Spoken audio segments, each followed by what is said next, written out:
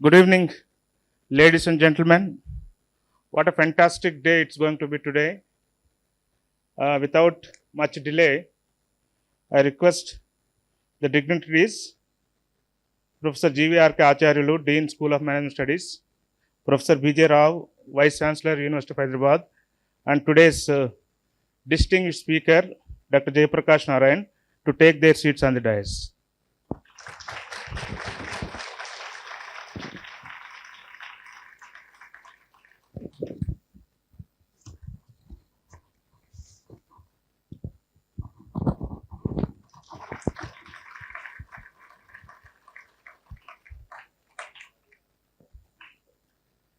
As you are already aware, this is the fourth lecture in the series, University of Hyderabad Golden Jubilee, School of Management Studies Silver Jubilee Distinguished Lecture Series. Now I invite Professor G.V.R.K. Acharyalu, Dean, School of Management Studies, to welcome all of you.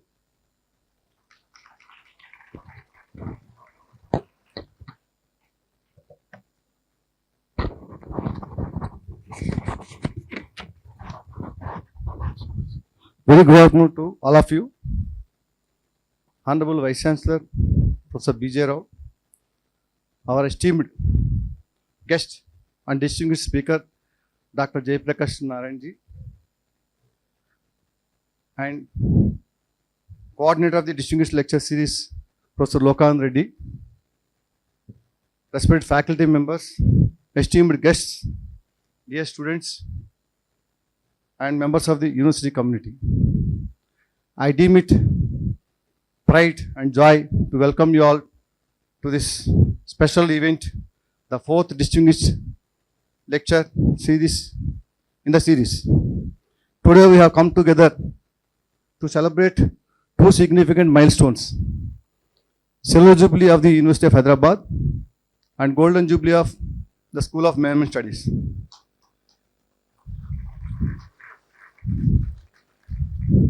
These achievements reflect our unwavering commitment to academic excellence, leadership, and creating long-lasting impact on the society. The theme of today's lecture, Freedom, Prosperity, and Inclusion, holds deep relevance in the today's day context. We are truly honored to have with us Dr. Jayaprakash Narayan, a visionary leader, reformer, and governance expert. His remarkable contributions to public service, democracy, and economic reforms have inspired countless individuals. As a former civil servant and the founder of Loksatta movement, he has been instrumental in driving governance reforms in India. His insightful perspectives, pragmatic approach make him a guiding force for all who inspire to bring positive change. As we reflect on our journey, we must acknowledge the dedication of our faculty, students, and alumni who have upheld the values of knowledge, integrity, and innovation. Over past 25 years, the School of Management Studies have evolved into a hub of excellence, offering 5 programs: MBA General, PhD program, over a period of time, industry-specific programs, MBA Healthcare Management, MBA Business Analytics, and Executive MBA, and now creating a space for the industry institute partnerships and conducting so many management development programs, faculty development programs, and alumni invitations, alumni webinars, and so on and so forth, nurturing leaders in business, entrepreneurship, and policy making. This event is not only celebration of our past, but also a commitment to future where knowledge and leadership will go together to create a more and just, prosperous society. I extend my deep gratitude to Dr. Jayaprakash Narayan ji for gracing us his presence, and also we are very eager to listen to his insights from his wisdom. Once again, I extend a warm welcome to all our esteemed guests. May today's distinguished lecture discussions inspire new ideas and motivate all to strive for excellence. Thank you.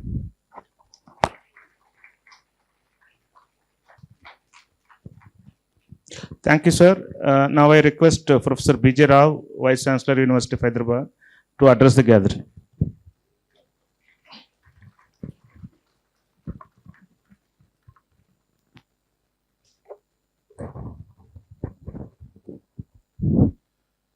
Very good afternoon to all of you. It's a very beautiful auditorium and filled by beautiful young people. This is the future of the country. Firstly, let us applaud University of Hyderabad for successfully completing its Golden Jubilee period. And School of Management for completing its Silver Jubilee period. It's a very special pleasure to invite Dr. Jayaprakash Narayan Garu. He is actually a special person. He is an oasis in the desert, in some sense. Because in the public space, we hear all kinds of opinions coming from all kinds of people in all kinds of manner.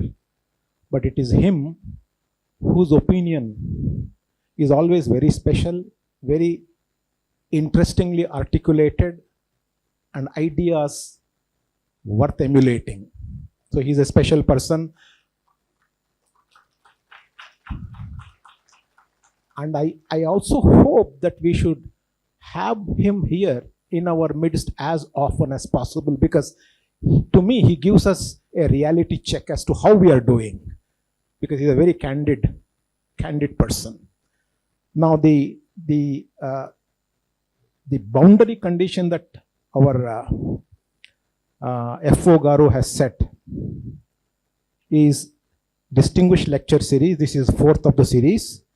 And the boundary conditions are strong yet sustainable. That's how we should move on. It's a very interesting boundary condition. We should be strong, but still sustainable. And today's title is extremely informative and interesting. Freedom, prosperity, and inclusion. This is all-encompassing title. I don't think I can add anything into this, nor remove anything from it. It's all-encompassing. Now, I just want to add that when I thought about this title, I would certainly feel that India is work in progress in all these three verticals. And we are getting there, but as we get there, the targets also recede. We are chasing moving targets. Prosperity is a moving target. Inclusion is certainly a moving target. Although we are fifth and fourth largest economy, we have a lot of these issues still lurking around. So therefore, I think it's a very topical discussion today afternoon, and I think we are all waiting to hear from Dr. Jayaprakash Garu to hear his viewpoints. But of course, I must alert all the audience that when you hear his viewpoints, please mull over those viewpoints. Don't just immediately imbibe it. Go through the process. Only when you go through the process of what he said, why he said, how he said, that's when I think the whole purpose is fulfilled. So I'm not going to stand here for too long. So again, I want to welcome Jayaprakash ji in our midst to give his views on this very important and interesting title. Thank you very much.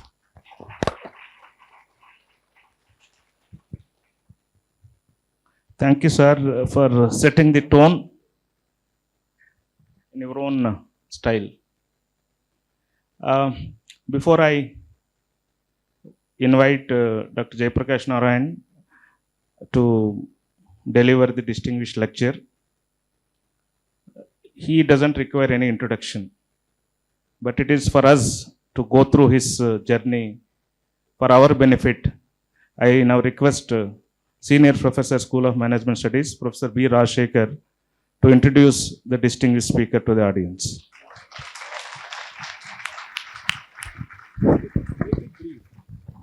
So, very good afternoon.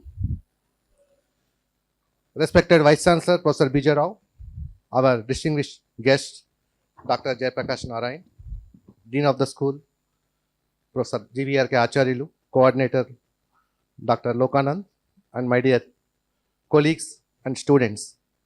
So as Lokanand said, Dr. JP needs no introduction, but still it's a very inspiring journey where he started from a small Telugu medium school, then he became state topper, then moved to MBBS, and of course in between MBBS and school he studied at Andhra Loyola College, then moved to Guntur Medical College.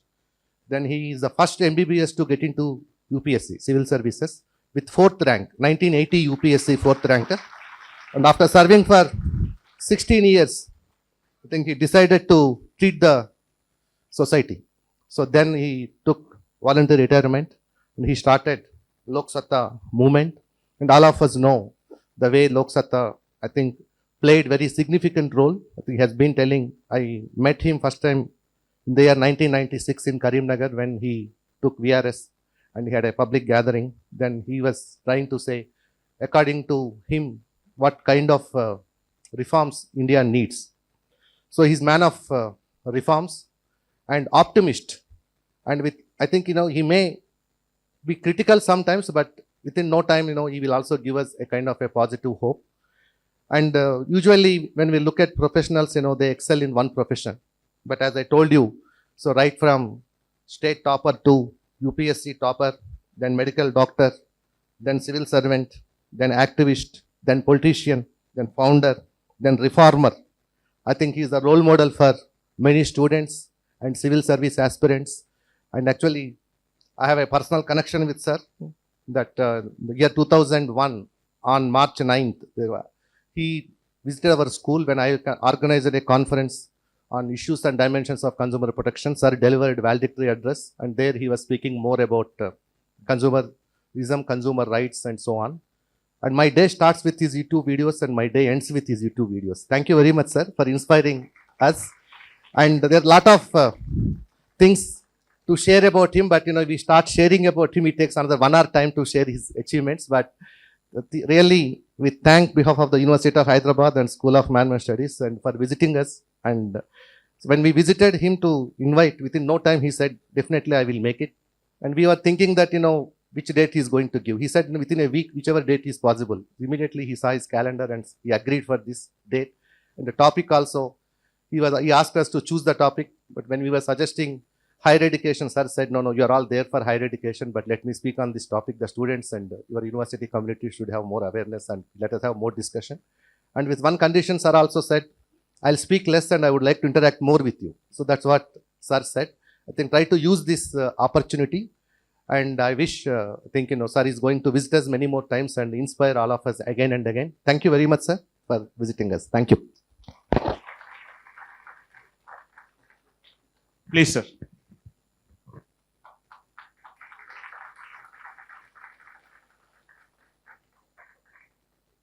Thank you, esteemed Vice Chancellor, the faculty and friends. You have been very kind. It's very hard to measure up to the standards that you've already set for me.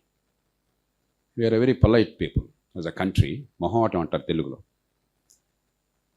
We are unduly respectful. So don't take all these things too seriously. As I've already taken the permission of the Vice Chancellor and the Dean, not to say too much, but to engage you in some kind of an interaction, because I believe you don't require moral lectures or fierce lectures. If we can help you think and think rationally, based on evidence and logic, not impressions and sentiment, I think that's the greatest gift we can give you. So with that spirit, first of all, let me congratulate this University of Hyderabad for completing 50 years. I still remember as a young student, at the height of the Telangana agitation, then Andhra agitation, then as a part of the 6-point formula, many of you may or may not be aware, to broker peace between the two regions. This university is one of the 6 points. And you've done an amazing job. I thank you for the wonderful work that all of you have done. Particularly over the past decade or so, remarkable work has been done to bring the university back on the rails.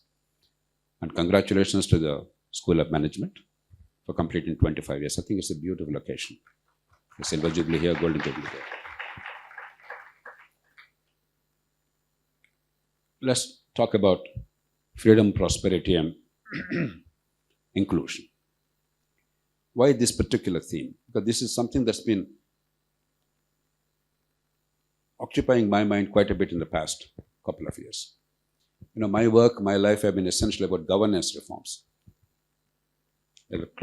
Electoral system, political parties, genuine decentralization of power and local governments with accountability, rule of law, and so on and so forth. But truthfully, I have come to the conclusion that there is no constituency for them right now, in the short term.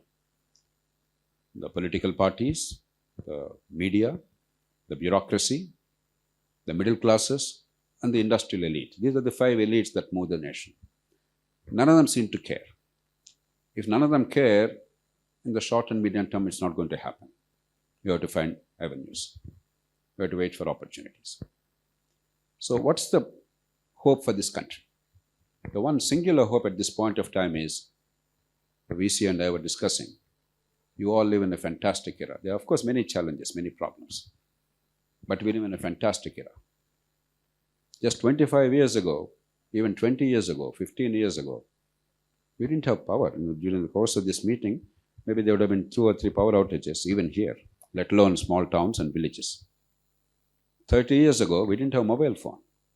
Having a telephone was an unbelievable luxury. The telephone rarely worked.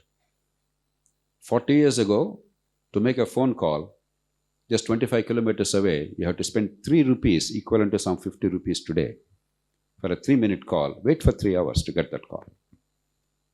If you want an instant connection, you had a lightning call, you paid 8 times the tariff, 24 rupees. For a 3-minute call, for a 30-kilometer distance, equivalent to some 250 rupees now. Just imagine. Digital technology was unheard of. Television, I still remember, my colleagues and I traveled in 1982 to watch the Asiad finals. India and Pakistan were playing the finals, hockey. I was in Vizag district, so all my colleagues, the collector of the district and others, they all came down to my place in the subdivision in Narsipatnam, had lunch with me, and together we traveled to Kakinada. Why Kakinada? In all of the then Andhra Pradesh, Hyderabad being a big city had television, Kakinada had television, not Vizag, not Vijayawada, not Warangal. Why? Because the MP from Kakinada happened to be the minister in charge of television. He was Minister of Electronics, Mr. Sanjeev Rao. So he made sure that his town got television. So we drove all the way to Kakinada to watch the match. And of course, by the time we went there, India lost 7-0, sadly. But the point I'm making is the things we take for granted today have happened only because of the rapid progress. It is a unique feature of the 20th century and 21st century globally. And at long last, after missing many opportunities, we are trying to catch up a little bit. We are still far behind. Make no mistake about it. But we are catching up now. But the opportunities are immense. This is a time to leapfrog. This is a time to forget the failings or failures of the past 3 industrial revolutions. Therefore, growth, there is an immense opportunity. A few things we did right. Even if we bungled elsewhere, there are some opportunities now. If growth is managed well, at the end of the day, if the growth is appropriate growth, if it's a holistic growth, that's what the end product of all our concerns and efforts are, to make lives better. And that in itself will generate pressures to make our democracy better. So what's the problem now? First of all, this is the first time in human history, in the past 100-150 years, particularly past 75-80 years, when a 7-8% growth is normally talked about for countries like ours. You all heard of Industrial Revolution? Do you have an idea what was the growth rate in Britain during Industrial Revolution? Any guess? Anybody? The economic growth rate of Britain during Industrial Revolution. Anybody? Make a guess. You're not going to be scored on this, right? No evaluation on this. Just be bold. Pardon? 18%, 20%, 3 to 4%, 40%. It is revolution, must be 40%, right? It was 1 to 2%. Industrial revolution between 1760 and 1840, roughly, that 80-year period. 1 to 2% was a revolution because in human history, for 10,000 years after agricultural revolution, we never witnessed economic growth. Everything depended on the vagaries of nature. If nature was bountiful in a particular year, we had enough to eat. Next year, there would be failure of rains and there is mass starvation. There was never sustained growth rate irrespective of the elements of the weather. We all take our lives, what's happened in the last 300-400 years, for granted. Not too long ago, humanity could not imagine any growth at all. And 1 to 2% was a revolution. But today, thanks to many developments, a 7-8% growth rate is well within our reach, and some nations achieved even more. China achieved spectacular growth rates. We could easily do that too. We made some terrible choices over the years. We're paying the price, but we can retrieve the situation. That's the context in which I'm speaking. So before I go further, I'll be very brief, just outline a few points and then leave it open to discussion, because hopefully some meaningful issues will emerge during discussion rather than a speech. We keep hearing the numbers 8%, 7%, 5%, 3%. Is it necessary to grow really rapidly? I'm sure most of you, the management students, you work with numbers.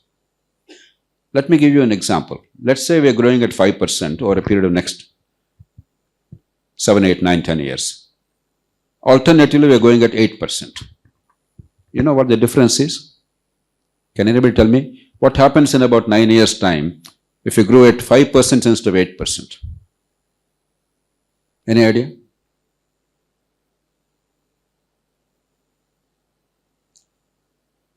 At 8% growth rate, we would be reaching about $8 trillion US, assuming that our GDP is around $4 trillion US now, in 9 years' time. At 5% growth rate in 9 years' time, we'll achieve $6.2 trillion. The difference is $1.8 trillion. That is equal to more than 150 trillion rupees. That means tens of millions of jobs, hundreds of millions of people on the margins of poverty versus people who came out of poverty comfortably. That means a reduced per capita income of 1 lakh rupees per capita in the country. 8% versus 5% in 9 years means in 2034, we would have 1 lakh rupees less per capita income. That means the government revenues would be lower by about 30 lakh crores, 30 trillion rupees. 30 trillion rupees. Just imagine 30 trillion rupees deployed for welfare, for infrastructure, for investment for the future. Every year you're losing that much. Production, productivity, incomes, employment, government revenues, investment. So first, I want you all to understand there's a huge difference between okay growth rate of 4-5%. 5% probably we can achieve unless we bungle particularly badly. And of course, we are capable of bungling very badly. We are working very hard on occasion to bungle. 8% requires some serious doing. I want you to first understand that. Now, what are the challenges? Why am I bothered about inclusion? And I want you to just think about it. Many of you have come from all corners of this country, all of you from all corners of the country, from a variety of backgrounds, rural, urban, middle class, some even from more difficult circumstances. Just look back. Look at the life of an ordinary Indian. There are 3 numbers I want you to remember. Even today, 90% of Indian workers are in the unorganized sector. Low skill, low wages, no security of job, no monthly wage. 90%, the highest number among all significant countries in the world. a unique number. Even today, another number. Our urbanization is only about 35%. Some people are arguing because of satellite imagery, probably it's a little higher, but even if it's a little higher, we are the lowest among G20 countries. In an era when economic growth, prosperity, urbanization, modernization, innovation, they are synonymous. You like it or not. I grew up in a village. There is no other country anywhere near 35% urbanization. A third number. Even today, 46% of the people of India are directly or indirectly dependent substantially on agriculture as a source of livelihood. Just 4 years ago, it was 41%. The other day I was having an interaction with the Finance Commission Chairman, Dr. Panagaria. He said, Dr. JP, now it's 46% because the people who went back to agriculture. No country on earth which has any kind of ambitions in G20 or any significant economy is anywhere near that. We have the highest number. Any one of these three numbers, we are unique. All three, we are unprecedentedly unique. Always remember these three numbers when you want to look at India's future, our economy, what we need to do. Now, modern economic growth, modern technologies are extraordinary in the aggregate.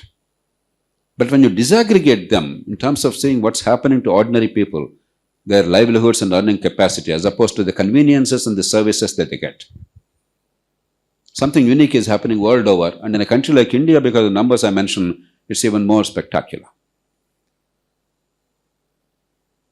Growth is helping everybody in having better life. But in terms of incomes, in terms of participation productively in the economic activities, the people who have good education, people like you all, urban, with networking, with capacity for innovation and imagination, they are forging far ahead of the rest of the people. Now, the reason why inclusion is necessary is we do not have in India today a majority support for economic growth. I'm making a very bold statement. You see any election in the country in the past 5-10 years, almost the only thing talked about, advertised, communicated by the elected politicians or the political parties intending to be elected to office is how many short-term welfare measures they will ensure. You almost never hear about economic growth and job creation through economic growth, enhancement of productivity, skills, and therefore creation of new jobs and incomes. You almost never talk about that. You only talk about, I have given this, I have given this, I have given this, I have given this.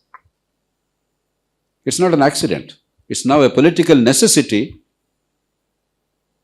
because the bulk of the people don't feel that they're part of the economic growth process. They're not partners in the growth process. No, a democracy cannot sustain growth unless there is a broad consensus among the general public. So don't take this lightly. It's not a moral issue, it's a practical issue. Life or death issue for this country. So what are the impediments to inclusive growth, this prosperity, while retaining freedom? I would say there are 6 impediments. I'll be very brief on each of these. A couple of minutes I'll take. Each can be examined in considerable detail. It requires phenomenal work in this country. But I want to give you a glimpse of that. The first is the governments themselves. Increasingly, governments are resorting to reckless populism at the cost of the economic future of the country, particularly of the next generation. They're borrowing well beyond their capacity to repay. And they're borrowing not to fund future investments for better growth so that you get better income and opportunities, but they're borrowing for current expenditure. Without going into too many details, there are some states which are on the verge of bankruptcy. Actually, they're bankrupt by any normal standard. Because there's nothing like bankruptcy in the Indian states, we are somehow pretending that everything is okay.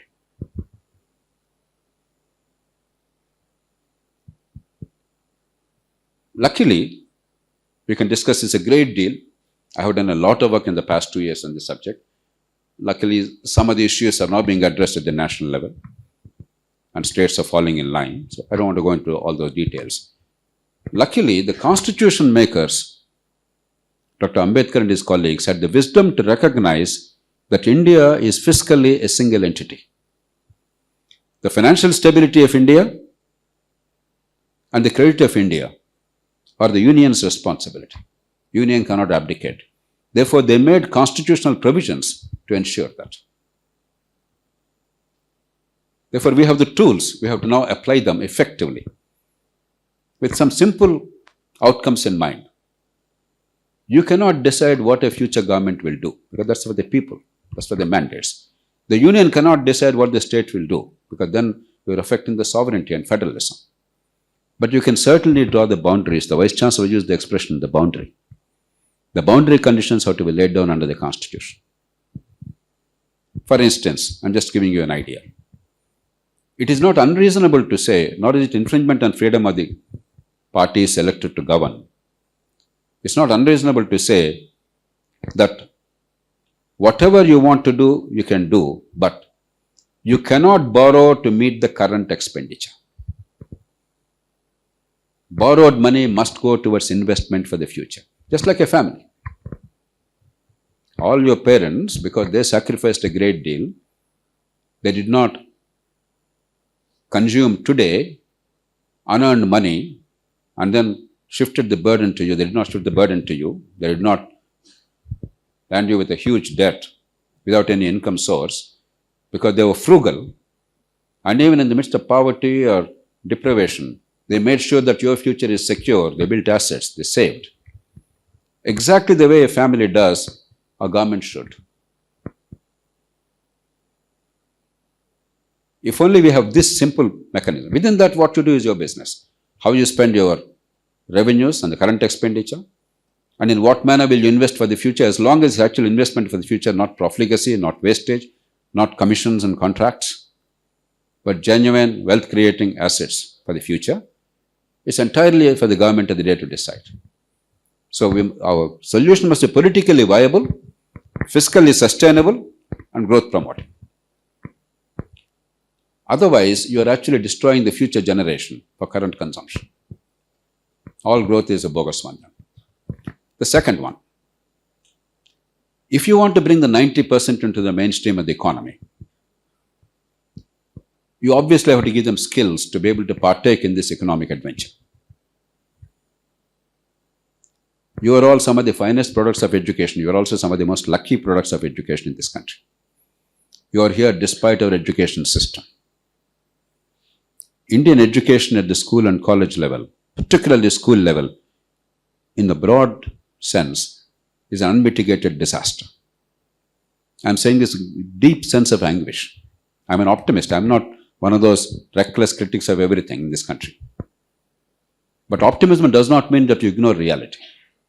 Romanticism is not optimism. You look at the reality, gather evidence, understand how to get out of the mess, and then make sure that the solutions are actually implemented. Let me give you just one or two data points. Officially, in most of our schools, in most of the states, 90 to 96% of the kids pass the examinations. 7th grade, 10th grade, no, that's the normal thing. The government's own National Achievement Survey, they actually measure how much have the kids learned in 9th grade or 10th grade in this age 15 or whatever. Typically, 15 to 20 to 25% have the proficiency expected of them at that grade level. But 96 have passed. The same government conducted examinations, awarded them the certificates. But they themselves, when they verify, they realize that only 20, 25%, some cases 10% or 15%, they actually measure up to the standards. What kind of education is that? It's bogus. We have to do something significant and quickly. It's not a question of money. The immediate answer that comes to mind of everybody is put more money.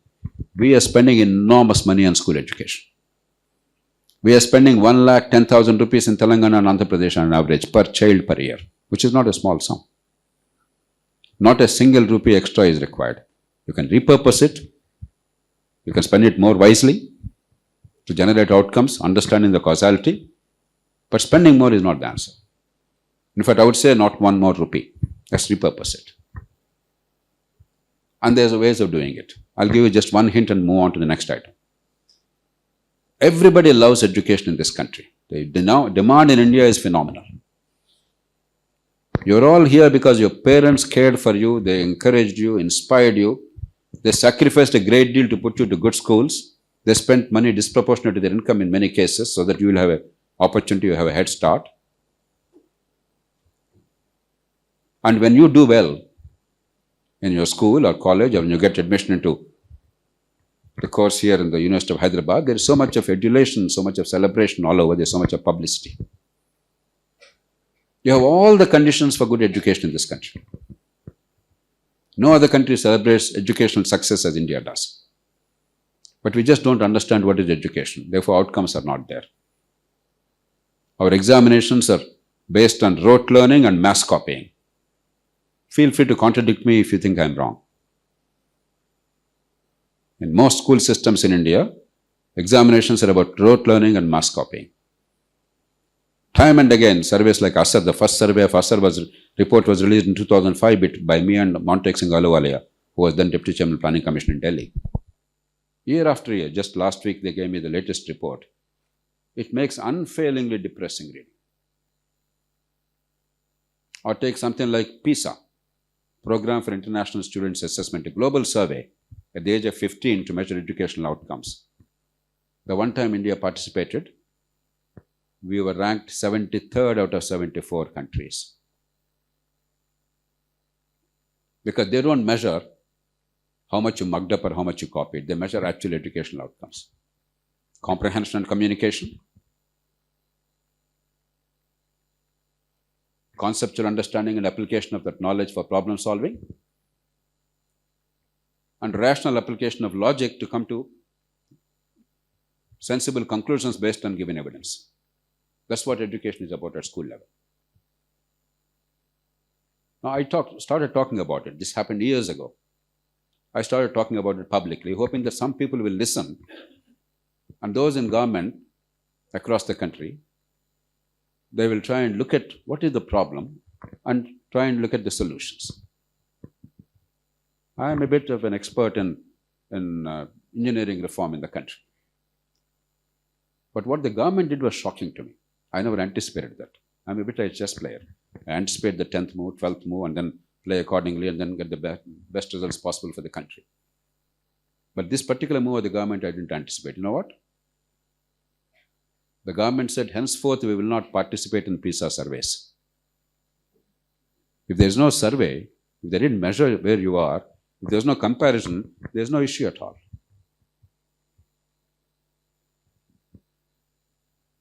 This happened in 2009, and we are in 2025. Until now, we did not participate in PISA surveys. That's not the answer. The answer is to actually figure out what is wrong, because everything is right. Our kids are bright. The parents, even from poor families, are sacrificing a great deal.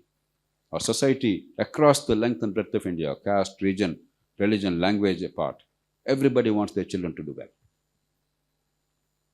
Our governments are spending a lot of money. Our society values education, culturally, civilizationally.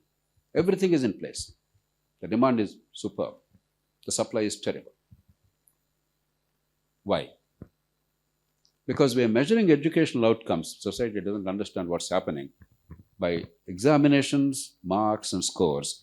And when examination tests not really what is required, but all the irrelevant things, when there is mass copying and rote learning, the system is producing that. We are getting 94% results, 96% results. If you only design evaluation in a sensible way, figure out what is to be measured, what are the outcomes we are seeking, and have sensible testing, stress-free, not rote learning based on understanding and application of knowledge. Only one precaution, one step, an honest evaluation so there's no copying, because this normally should not have been said, would not have been said, but now it's necessary to say that because it became endemic in the country. Then the whole system, all the players, all the stakeholders will now work towards that outcome. All this they want is an outcome. They want scores, marks, ranks. If you get scores, marks, and ranks by third-rate approach, they're doing it. If it's possible only by actually learning something of value and applying that knowledge, they will do it too. There are 100 other things to be done, but this one thing is critical. And until you do that, you cannot come out of caste discrimination. You cannot come out of poverty. And India will not fulfill her true potential. And 10% people rising and fulfilling their potential is simply not enough. Not only is it immoral and unjust, it's also unsustainable. It will lead to tremendous political, social, and economic instability. The third issue, healthcare. We spend the lowest amount on healthcare from the government exchequer among all significant economies in the world. We spend about 1.1, 1.2% of the GDP. Many countries spend 8%, 9%, 10%, 5%, 6%, 4%. We can't afford to spend much more. So I'm not asking for too much expenditure, but some expenditure is required. But to come back to why healthcare is so important. Because of failure of healthcare delivery, 55 million people, mark this number, 55 million people are descending into poverty every year. On the 1st of January of the year, according to our statistics, 2,500 calories consumption, they are not poor. By the end of the year, because of the failure of healthcare, either because of the lost income, because of morbidity, or because they could not afford healthcare, therefore they had to borrow heavily at usury rates or sell their assets. They became poor. 55 million people every year. The biggest cause of rural indebtedness in India is healthcare failure.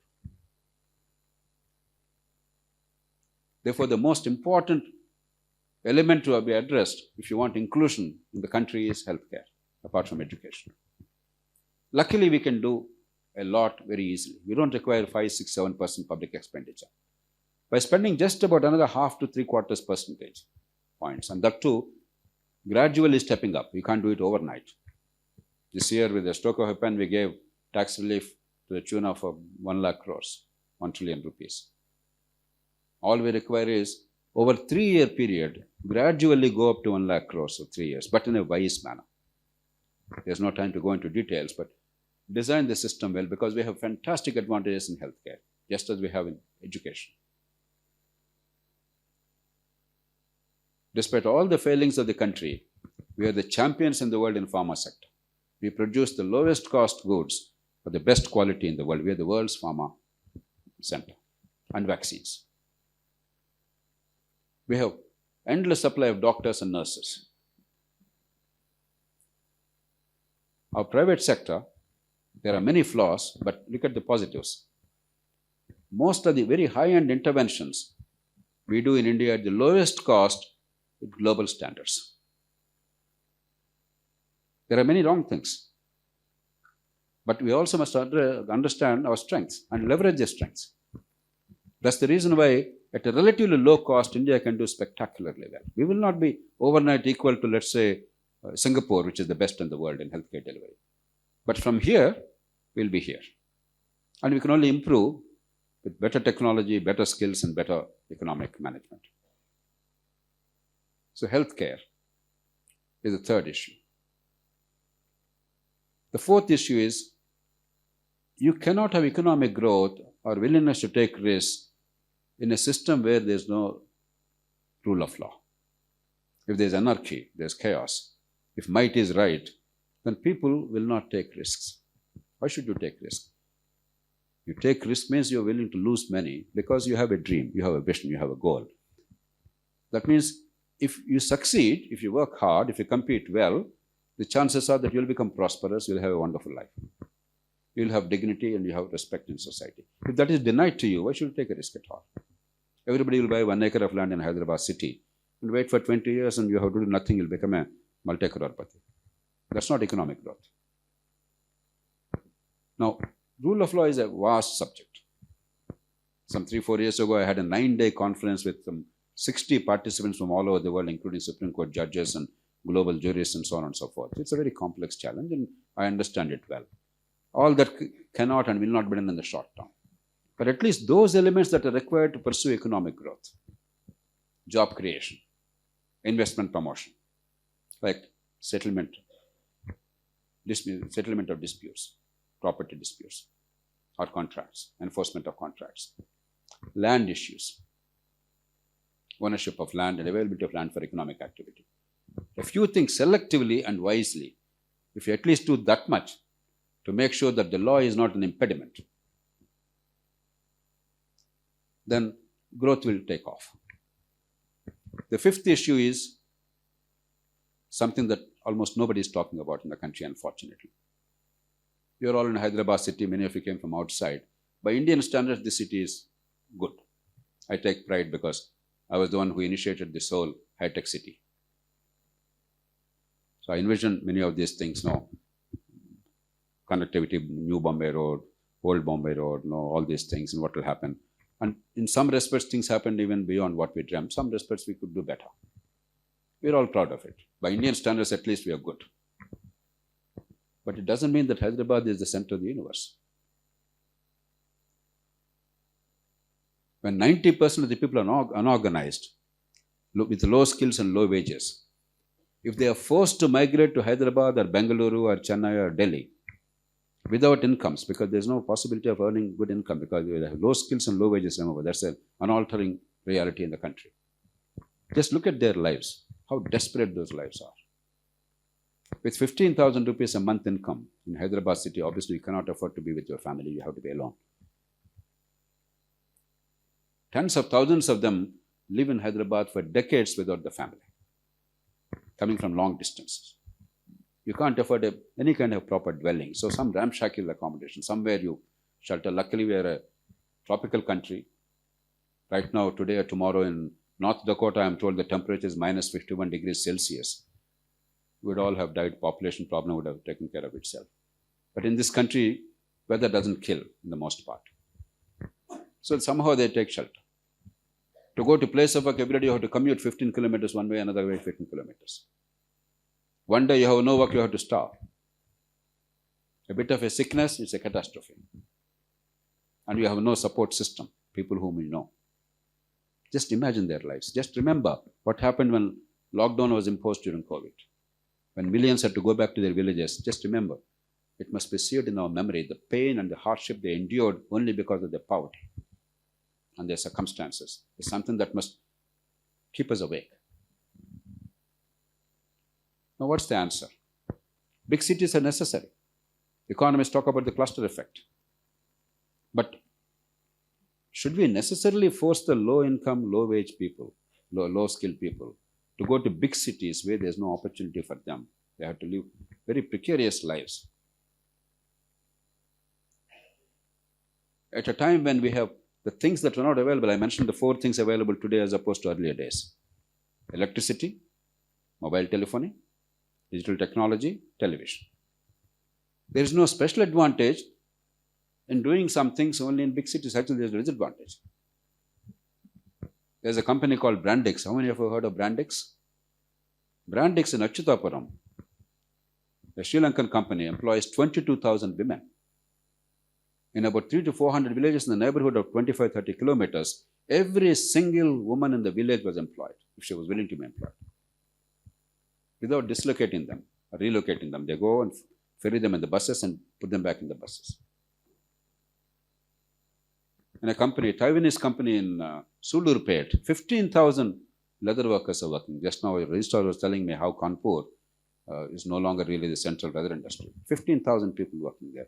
And they're saying, give us another 5,000 workers, willing workers. We'll train them, we'll employ them. There's so much a demand. There's a village called Kavuru, near Repalle, in the old Guntur district, now probably Bapatra district. A company from Hyderabad started a center for a medical transcription company in that village. It's not even a town. In that village, 200 people are employed. Initially, they did it out of charity, altruism. Our village will do something. Now they're willing to expand it, add another 500 workers because of commercial benefit.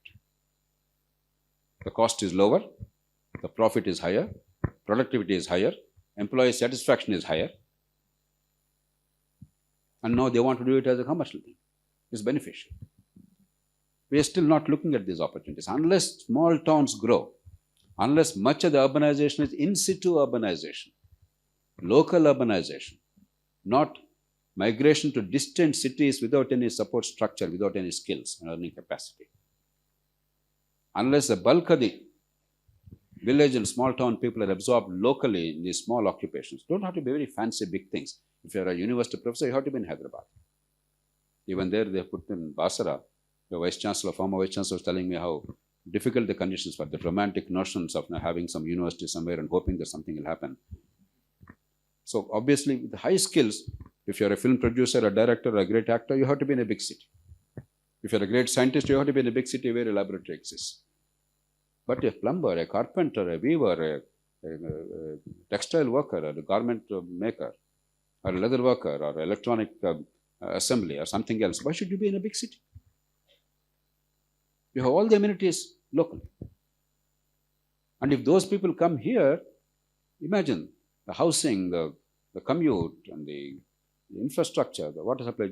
Just yesterday, a newspaper said our density of population in Hyderabad has now overtaken Delhi. It's not a matter of pride, it's a matter of concern. I wanted to come on time. I am a bit of a nut on punctuality. I thought I timed myself perfectly. But Hyderabad traffic thought otherwise. If things are this bad now, wait for another 10 years, think of our roads. We have to create a large number of small towns. Government doesn't have to do anything. I don't want government to invest money and do ghost towns. No. You have to simply identify the places with potential for growth because they are natural hubs of economic activity. Have proper town planning and ensure proper mass transport. Government doesn't have to do it itself. Private sector will do. You only plan for that. You become the engine for that, the driver for that. Then sites and services, private sector will come. All kinds of things they will come and take over. You just have that vision. Just because you happen to be in Hyderabad or Bengaluru as the chief minister or something else, don't think of this as the center of the universe. There are millions upon millions of people out there whose lives are precarious. And the last thing, sixth one, and I'll conclude with this. Agriculture. We have done some remarkable things in agriculture. Nobody in 1965 or 66 thought that within about a decade or so, we'd be self-sufficient in food grains. Until that time, ship to mouth, as they called it, PL 480 food grains coming by the ship, and we were waiting. We were begging literally.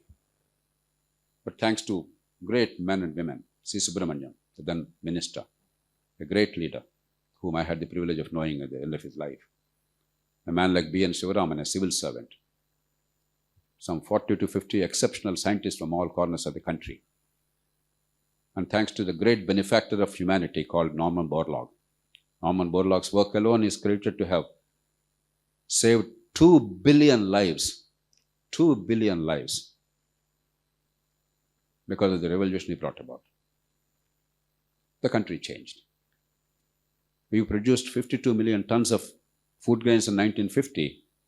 Today, during peak time, the government granaries have 80 million tons of food grains. 80 million tons of food grains. Government granaries alone, not private. But agriculture is in distress. Too many people in agriculture. Too little income is flowing there. It's not modernized. Without going through details, we have many ways of modernizing, many economists know, in a politically acceptable way. And already policy framework is in place. We have retail chains on paper in place, but we haven't acted on that. Processing is necessary.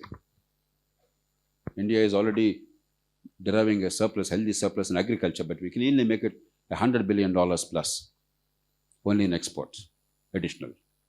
There's immense potential because we have 11% of the global agricultural land mass. Most people don't realize it. We only have 2.5% of the world's land mass, but our agricultural land is 11% of the world's land because most of our land is put to agriculture, unlike any other big country. Fertile, plentiful sunshine 365 days in a year. There's almost no other large country which has this benefit. We have not really harnessed it. And then go up the value chain, agro-processing, supply chain management, from grading, packaging, storage, transport, retail chains and exports. The whole. So if only we have the imagination, we can do that. So these 6 things are done. Not one of them costs money, only one of them costs a bit of money, not much. Other things require the mind. The greatest asset that we have is the mind. Thomas Edison said, there is no expedient to which a man will not resort to avoid the labor of thinking. Thinking is so difficult, so painful that we try and avoid that. We resort to any kind of means, any expedient. If you just overcome that weakness, if you start thinking based on evidence, logic, best practices, innovate to suit your conditions, and then find a solution, and then systematically go about it. We have an immense opportunity. We have an opportunity to leapfrog. China has showed that within 30 years you can challenge the rest of the world, coming from next to nothing. We bungled, we did some things well. But if we really address the challenges in a constructive and creative manner, based on evidence and logic, not doctrine, not stupidity, not romanticism, we can make a spectacular difference. In one generation's time, all of you can stand tall and proud and be partners and leaders in transforming a country of 1.5 billion people. So what I ask of you is, you're all bright people who look at businesses, what is viable, what works, what doesn't work. Look at this. Look at the long-term sustainability. Growth in itself is not enough. Growth is necessary. I'm not one of those who oppose growth. But growth in itself is not enough. At the end of the day, what is happening to human lives? Are you building a consensus and a broad support for growth? That happens only when growth actually benefits everybody. If you take growth as a mechanical issue, and I'll conclude with this last point. If you have, let's say, a hurricane or a cyclone or a forest fire like in California or something else, you know what happens? Actually, growth rate picks up. There may be overwhelming destruction, but there's a construction required. The destruction doesn't go into negative growth. Construction goes into growth. Your investment required, the new constructions that will come up. If there's a pandemic like COVID, economic activity is stalled. But if you take away that part of it, there's actually more expenditure in healthcare, more work done, therefore growth picks up. So growth as a sterile number is a very dangerous indicator.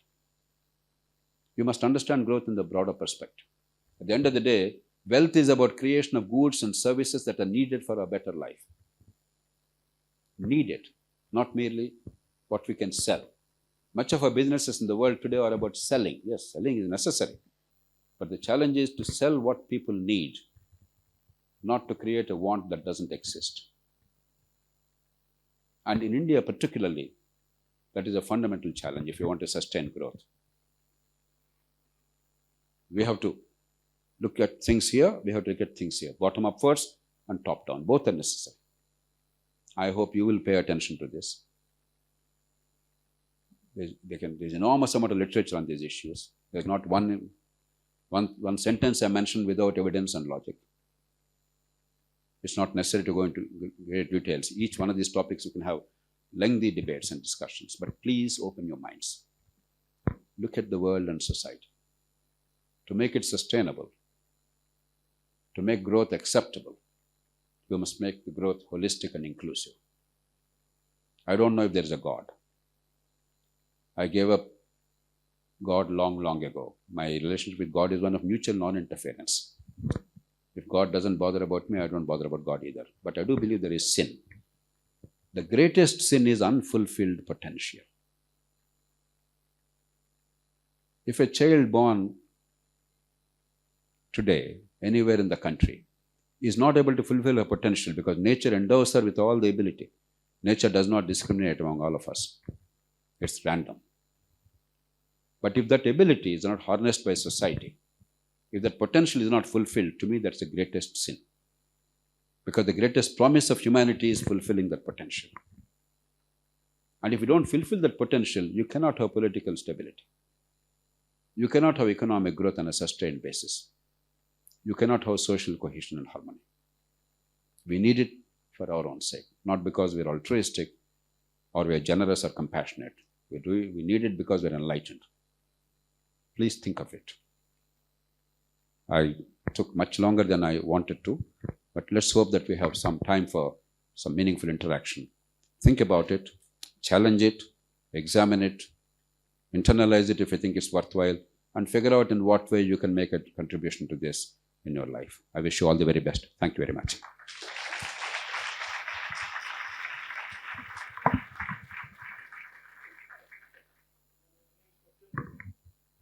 There have to be questions. Yes, please raise your hand, and one of the students, two of the students can volunteer to pick up the microphone. Don't make your professors do all the work.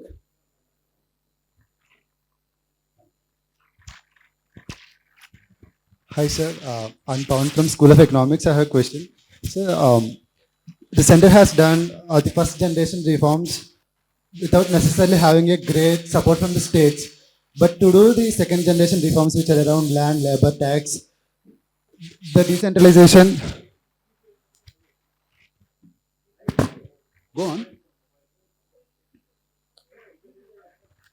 Go on. Yeah, what I'm saying is, so to do the second generation reforms, we need to have a greater decentralization. And how can we, as a students, as a researchers, as a public intellectuals, how could we push that to happen very soon? Is that not happening?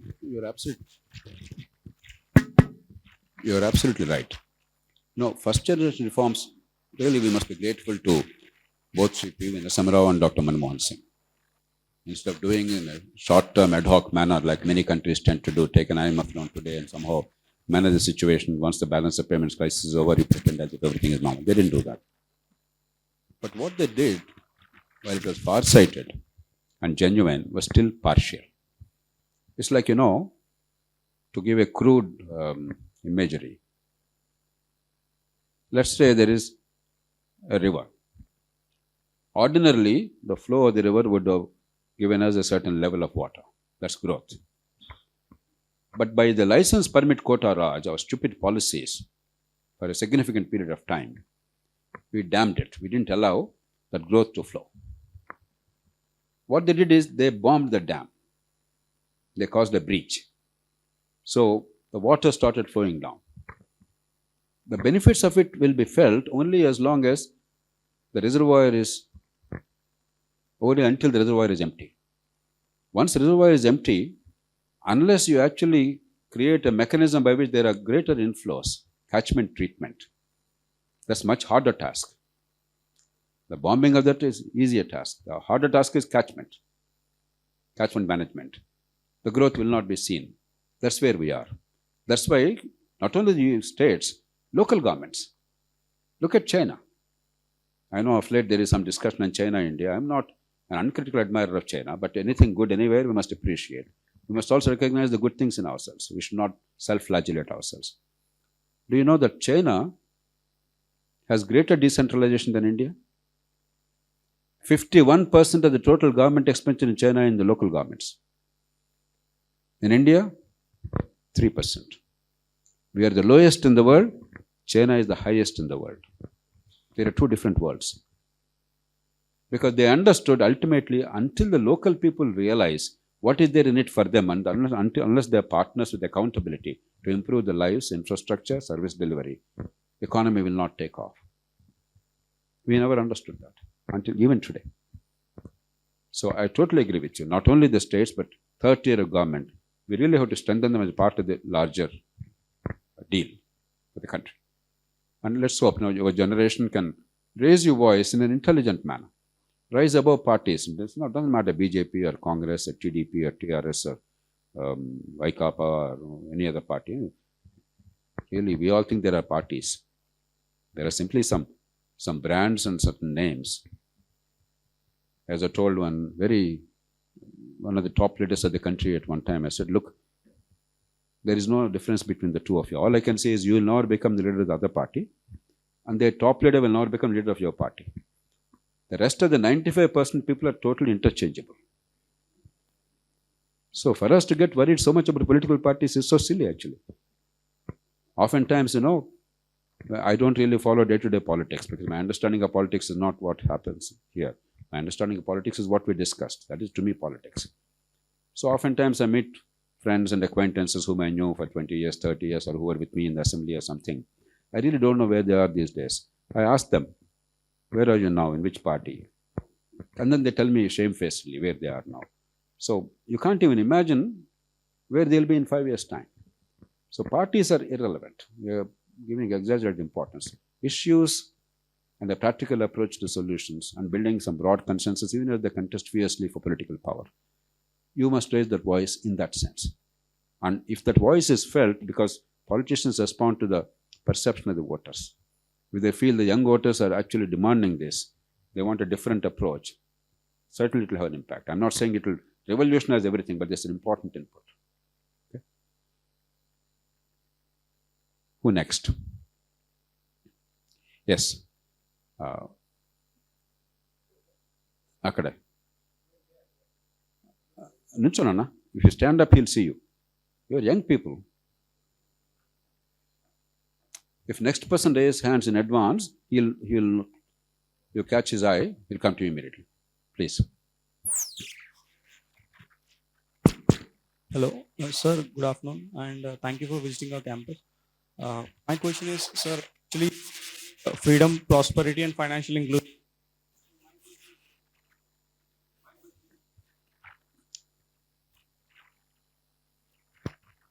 Go ahead, you have strong enough voice.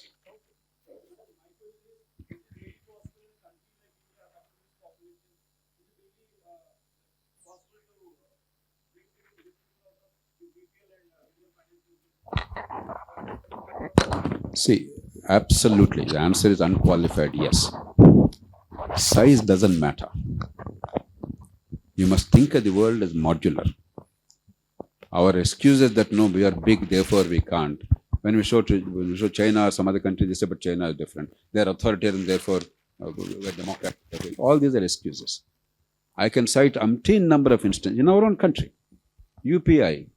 Would somebody have imagined 10 years ago that we'll have this kind of a payment system, which is now a world leader?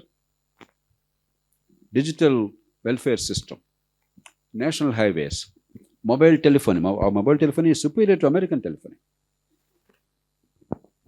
So, in the technological age, many more things are possible than before.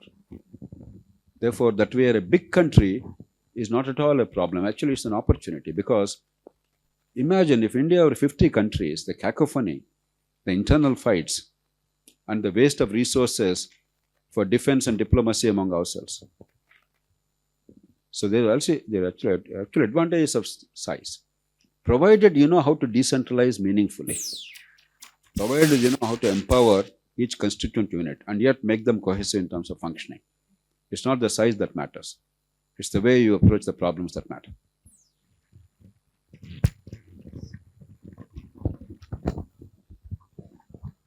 Pardon? You're right. Two reasons. One of them I already mentioned today.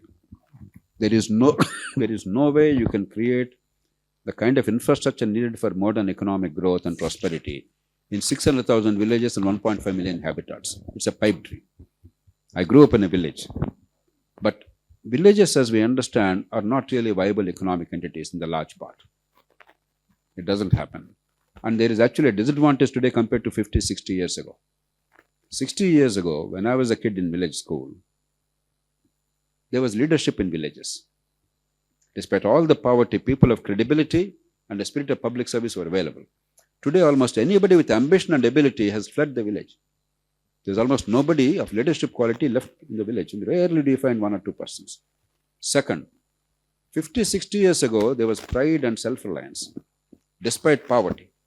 In my village, everybody, including my grandfather, they paid 25 rupees for each acre of land they held to build the school. In those days, 25 rupees is equal to something like one or two bags of paddy today. Today, self-reliance is killed because of the unseemly practices of what we think are democracy. We made our people mendicants. So villages, as they are today, are no longer viable. I know it's a very harsh statement in a country where we eulogize villages, romanticize villages. In the olden days, 30, 40 years ago, most of the films are about, the village family. The younger son left the village, is the villain. He married an urban girl. She is a greater villain. And the whole film is about that clash. At the end of the film, he comes back and touches the feet of the elder brother, and everything is okay. This is a very silly, atavistic notion. You like it or not, as I mentioned before, urbanization, prosperity, modernity, innovation, they are more or less synonymous in the world today.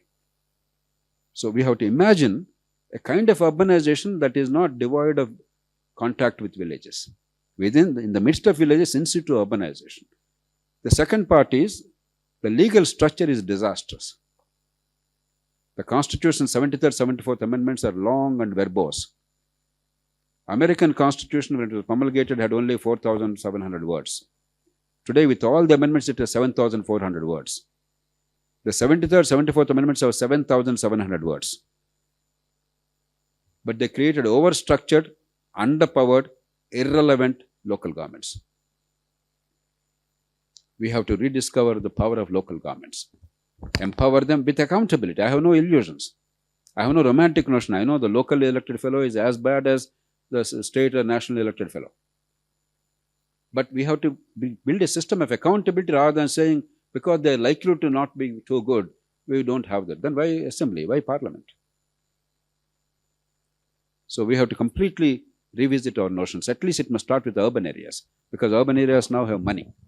They're paying taxes, property tax. They're aware, the taxpayers. And the service delivery is very poor in most cases. So there's a lot of anger building up. You must channelize that anger of the middle classes to move towards sensible empowerment with accountability, at least in urban bodies. Eventually, we can make it pan-India.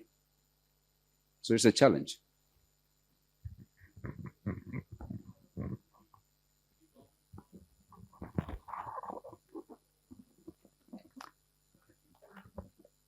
You are not wrong. Actually, it's worse in many states. That's why I mentioned to you, the current expenditure, basically there are three issues which form the committed expenditure. Salaries, pensions, interest payments, over which no government has any control. If you add the welfare and administrative expenditure,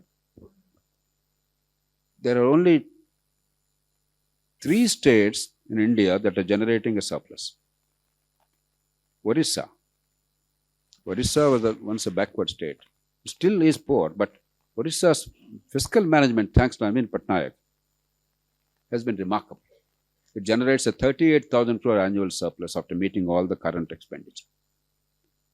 The other state is Gujarat. Gujarat is a rich state with a lot of industrialization, very thrifty people, so no surprise there. The third state is Uttar Pradesh, 78,000 crores revenue surplus. All other states are in varying states of decay. Some because of the inherent strength like Maharashtra, Telangana, big cities there, Karnataka, Tamil Nadu. Karnataka used to be very good, now it's sort of declined. Telangana is in a good shape, but it declined now. But inherent strength is that therefore they will not go into deep crisis. But many of the states are in deep crisis. So there is a challenge. 77% of the revenues of the states is going to the 3 items of committed expenditure, not other expenditure. But even the 3 things which they cannot control, they have no role, no discretion. 77% goes. And then you have very big welfare programs, administrative expenditure, and so on and so forth. That's why I made the first item, fiscal prudence in the country. We have to do it in a responsible manner, politically acceptable manner, in a rational manner, without undermining the autonomy of the states. It's possible.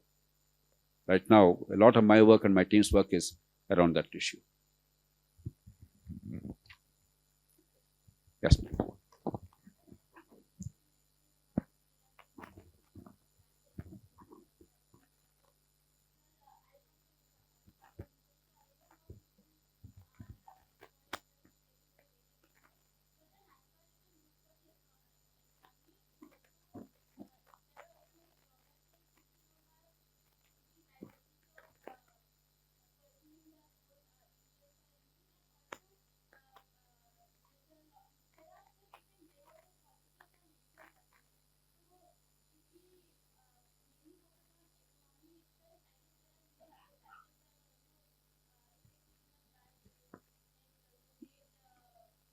I hear you. That's why I mentioned to you economic growth as a sterile number is not enough. But economic growth is critical. It's not enough is different from it's not needed. Without that, there's nothing. Even if you have problems, if you have money, you can address the problems much better. So don't underestimate the importance of economic growth, ever. And no employee there is forcibly working. They're happily working, voluntarily working. Yes, if India comes to a stage where the wages go up considerably more, I'd be happier. But instead of them not having any work at all, or some people coming to Hyderabad in very difficult circumstances and getting the same wage, in the village, 15,000 is equal to about 30 or 40,000 rupees in Hyderabad. Certainly, I believe wages should go up for the poor in this country. But wages depend on productivity, affordability, marketing, your comparative advantage, competition. So that will happen in time. But if we focus, now I know the other factors are there, it's not that good, they're employed all right, but no, maybe their lives could be better without employment, then it's a different world we're talking about. You ask them what they want. Certainly they want more, but do they want employment there or not, you ask them. Ask anybody anywhere in the country. If our notion of employment is getting into a government job, for 100 jobs, say 1 lakh people apply, and they all compete not knowing what they want to do later on in life, and only 100 get selected, 99,900 have no future, and we keep pretending as if there's an employment heaven available in government, in perpetuity, indefinitely. We are destroying the country. Government employs only 3% of the workers. There's not one thing here that you and I see which is created by government. Not the bottle of water here, not the piece of paper here, not the sofa, not the watch you wear, not the dress you wear. It's all created by the market, by the people, hardworking people of India. That's where employment is generated, not in government. And as long as it's free market, fair competition, the more the merrier. So good evening, sir. Despite the boom we have, seen in the terms of wheat and rice, many farmers still struggle with low income. So according to you, what steps can be taken to ensure the benefits of agricultural growth reach the small and market farmers? There are several approaches. I'll just give you some approaches, not specifics. There's no time to go into details.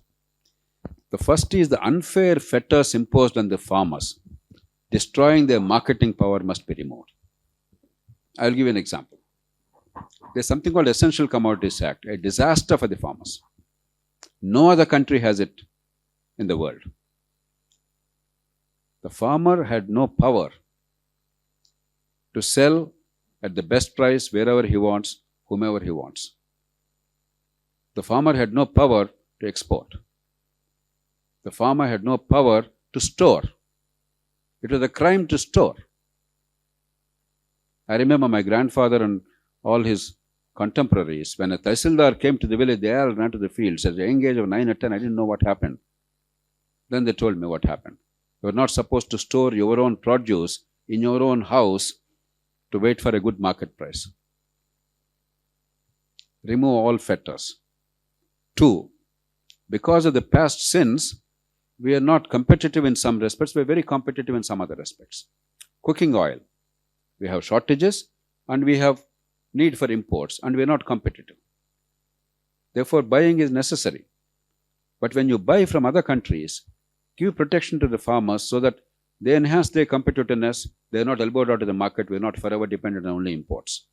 So, such kind of tweaking, even in free trade, so that our future is protected. Third, value addition and opening up exports. Retail chains, I already mentioned to you briefly. India is already, despite all the difficulties, our farmers are earning a foreign exchange surplus to the country, about $25 to $30 billion surplus. If you actually create the right conditions, it can be another $100 billion surplus, that alone. Do that. But finally, most of all, unless agriculture, industry, villages, towns, they become a continuum, each depending on the other. They are isolated. If our imagination is that they are separate entities, we can never employ 46% of the working population of India gainfully in agriculture. Because no society did that. Once agriculture reached a level of productivity and production, while agriculture is critical for life and for survival, once the needs of survival are met, other needs have overtaken. Therefore, our agriculture is only accounting for 17% of GDP. How can it support 46% of the people? So ultimately, we have to have an imagination to resettle them in non-agricultural occupations. Most farmers don't want to stay as farmers. They are staying there out of compulsion. So can we create conditions in which, without losing the roots and the support system, conditions in which they can actually participate in economic activities, sometimes related to agriculture, sometimes unrelated, but other activities. So unless we have a holistic vision of all these things, we'll keep talking about agriculture.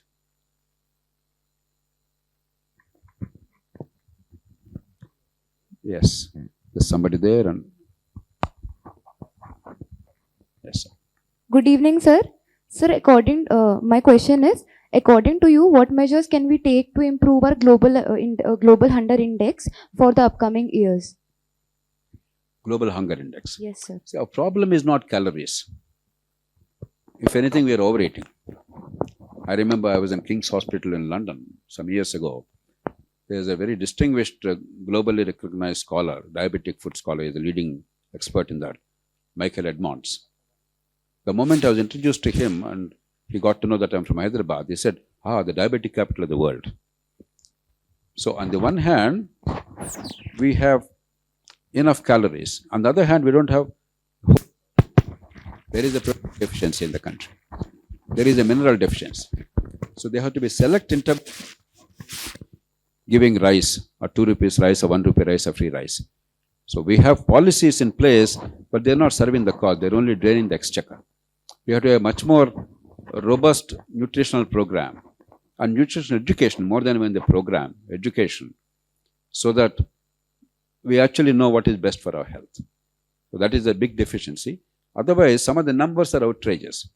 The belief that there is actually hunger on that scale is not true. Hunger is different from malnutrition on account of imbalanced diet. There is no hunger on that scale. We have all kinds of definitions and indices. Don't take them too seriously. But there is definitely, on a mass scale, malnutrition. Very imbalanced kind of a diet. Unless our programs are tailored to address the needs, it will not help. Thank you, Dr. Jayaprakash. You have really touched upon many things. But two things I was always wondering, both as a student of management and also as an academic administrator. A, why not our youngsters be made to rely and realize that voting is a must? E-voting, for example, Estonia, it has a small country. And since you talked about digital payments and advancements, why not the youth of India be made responsible to elect the governments and not vote 27%, in constituency like Jubilee Hills, hardly 27% vote. And then I'm just taking an example. The second thing, the question which I wanted to ask, you took it out from this thing, is about the 2 rupees thing. I know you are an architect of the initial. I was not. You are not involved. But anyway, I worked with that leader later on. But so when these freebies are given for the benefit of poor, obviously, is there a time scale, or is it some period has to be thought about, because everything works about the cost of the freebie. So I think these are two things which bother me. See, I'm also equally concerned that people should get. But when I ask a survey, I have done recently a survey of how many people who really get this 2 rupees kg. Actually, it is going into the market. And you know about all that as a senior bureaucrat. So my observations are rather say, and your own wonderful. Let me take the second question first. Probably 40 plus years ago when it was introduced, there was some need for that.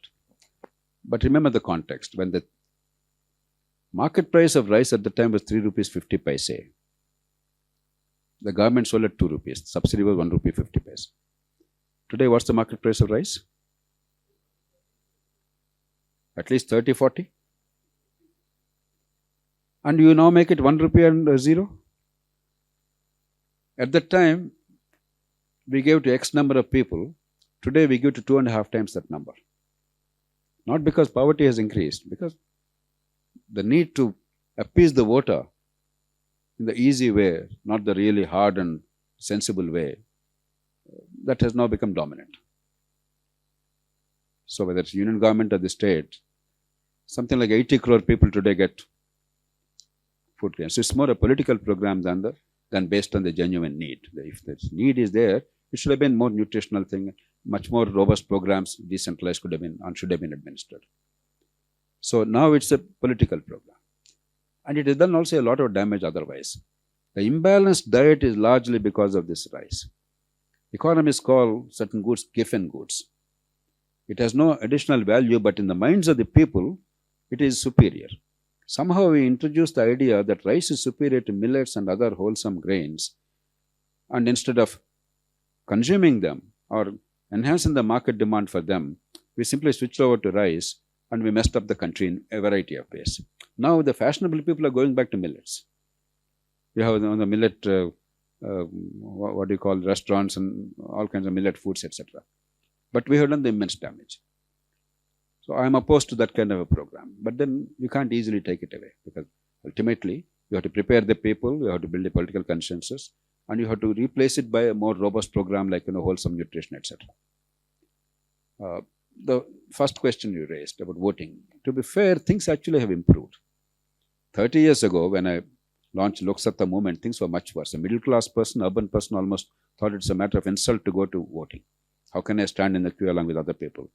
And the excuse they gave when I said, look, why don't you vote, is everybody is bad, whom shall I vote? It's a lie. There's always a choice, but it's an excuse. That's the reason why I fought for Nota. The concept of Nota was introduced by me, and the first it came into vogue in Andhra Pradesh in the local elections. When Mr. Madhav was the election commissioner, he acceded to my request and then introduced Nota. Eventually, it now became national. The idea is not that Nota is really important. I wanted to take away the excuse of the urban middle classes for not voting. That if you really don't like anybody, in the unlikely event you don't like anybody, at least register your dissent in a constructive way, positive way, by going there rather than sitting back at home. That was the idea. And by and large, I would say the middle classes and the youth are voting much more today. Youth all over the world, they vote fewer in numbers. But now in India, they are voting. Definitely better than earlier time. Middle class are voting in bigger numbers, much bigger numbers. It should be even better. But we are not very bad. If you compare ourselves with other countries with the first past the post system that we have embraced, we are actually doing pretty well. But the problem is the informed voting, the thoughtful voting. Much of our voting is emotional. There is a complete polarization. Primordial loyalties are simply carrying our emotions. And there is no reflection on what is right, what is wrong for our long-term future. So more discerning voting. And second is the link between the vote and consequences to citizens, your life in future, is missing. I vote with great gusto and hope and anticipation, sometimes anger. But what happens to my life on account of that vote in a tangible long-term way is not very clear, because of centralization of power and poor delivery of services. And therefore, people are resorting to short-term maximization. If people are taking money, it's not because they're bad. That's a very stupid conclusion. If the election has no positive consequences they can perceive, this is something very clear. I know this money is coming into my pocket. I know this short-term welfare, I understand the value it's coming to me. So it is people are driven to that.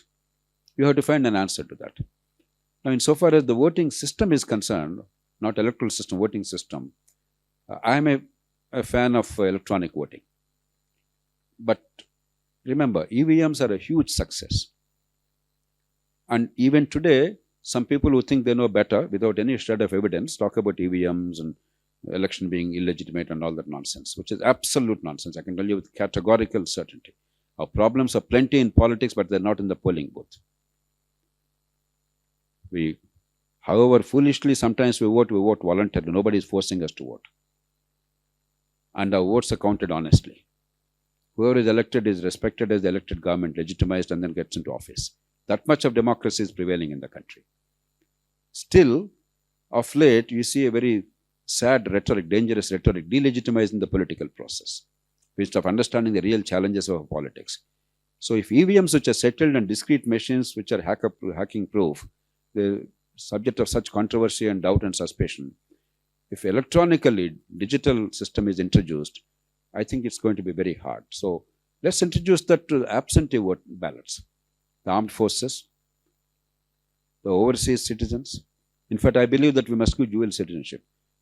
Almost every civilized country allows dual citizenship. We are losing some of our brightest citizens by forcing them to choose between India and some other country. So if we give them the electronic voting, then we can experience, see what's happening. If there are problems, we can set it right over time. And maybe it will take a few more decades, because EVMs, remember, it took 25 years. The first EVM was in Shadnagar constituency, where Dr. Shankar Rao was elected in 1983. That was the first election declared in that year. Now, it took us almost 30 years for EVMs to become universal. And now again, we are raising unfair questions though, but questions. So if you have to go to electronic voting directly, it will take another 30, 40 years. You should not be in a hurry. But first introduce it to absentee ballots in the country and abroad. Then let's see how it goes. Yeah. Last question, Prashant.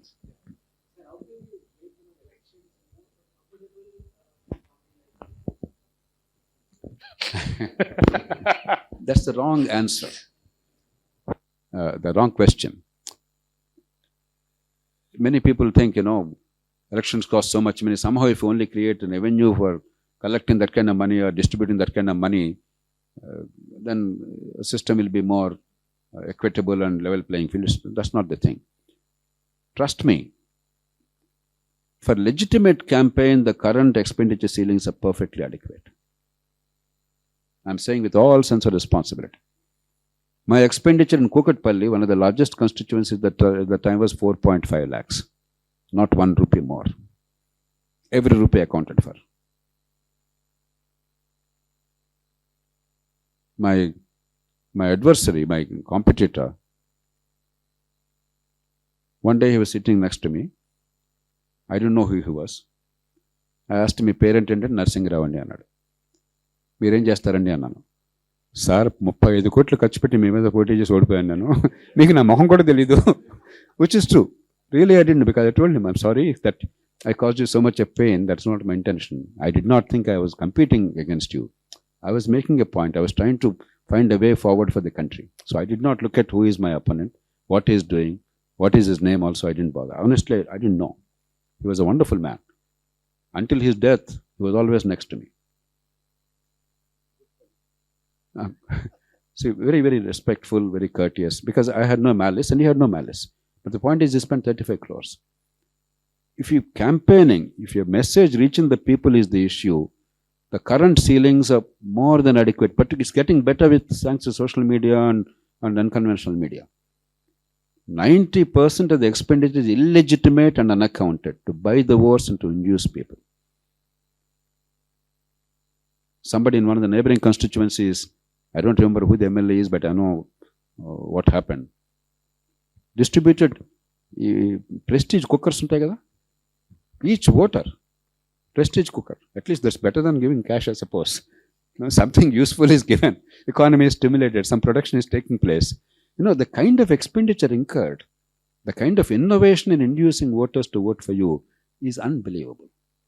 So the question is not how to give other people the opportunity. The question is, how do you eliminate the need for the distribution? How do you remove the incentive? The short answer is, we can discuss this in much greater detail later on. Again, I've given enormous thought to it. The short answer is a variant of proportional representation where a marginal vote does not matter. As long as we have the first past the post system where one vote more means victory, one vote less means defeat. And the parties and the cadres, they invested so much of energy, emotion, time, money.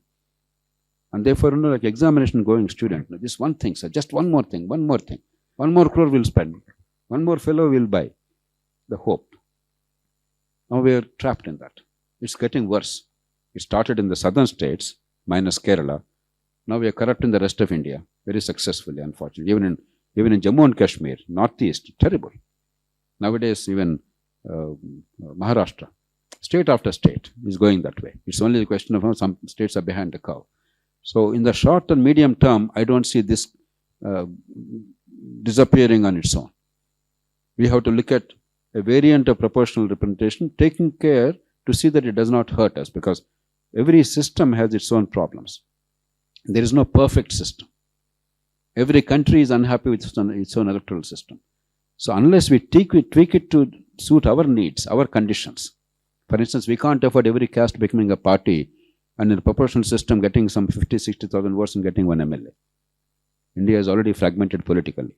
We need more consolidation. So there are ways of addressing that, some threshold level. For instance, in proportionality model, we won't have stable governments. People of India want stable governments. There's again a way of doing it, giving bonus seats. So we can tweak the model, but we must fundamentally alter the incentive for the candidate. If I give money that will not enhance my electoral prospects, so why am I wasting my money? Unless we bring to that stage, and that's possible by electoral system alteration, then money will not be a factor. Just to give you a perspective, why what's happening is so outrageous, we're so used to it, we think it's normal. One constituency in Telangana, a by-election, Munugodu, another one in Hyderabad. Each of these constituencies spent more money, Vice Chancellor Garu, than the total parliamentary election Britain. The two major parties, Conservative and Labour, in 650 constituencies, 1,300 candidates plus the national campaigns, the total expenditure was less than one assembly constituency by-election in one small state in a desperately poor country. What is happening is incredible, absurd, obscene. I don't know, whatever adjectives you want to use. Unless we change the whole framework, tinkering is not the solution. We are too far gone. How many people can you arrest and jail? Some people say election commission is not doing the job. This is completely off the mark. The commission is doing a grand job. But if thousands of people distribute money and if lakhs of people collect money, you want to jail all of them because the law exists on paper? The total jail cells of India, do you know how many people can be accommodated in jails of India? Anybody knows that number? We have 4 lakh jail capacity in India. In one constituency, we buy 4 lakh votes. Murder cases we are not able to settle in the country. So the law is not the answer. We have very silly notions. Sometimes we don't even think, middle class notions of what works, what doesn't. We're very superficial. You have to be deep thinkers, evidence-based, logical, systematic.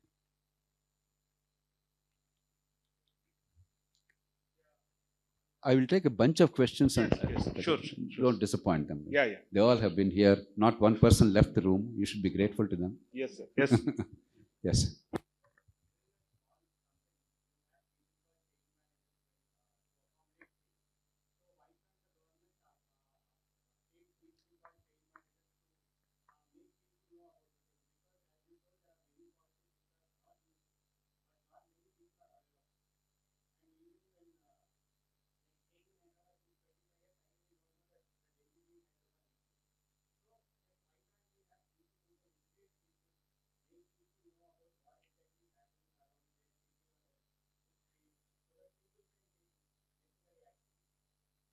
No, you combine two issues, but to take the change management, I entirely agree with you. We are wedded to status quoism. I'll give you an offbeat example. I was a member of the Administrative Reforms Commission. And I'm not one of those failed, dispirited, frustrated, bitter officials. By any standard, I'm regarded one of the most successful officials in post-independence history of this country. But I'm deeply troubled with the civil services in India. Some of the finest youngsters are going in because of intense competition. Within 10 years, we're making monkeys out of most of them. For no fault of theirs, because the incentive structure is misaligned. So I inaugurated the 1978 batch IAS officers training program in IIM Ahmedabad.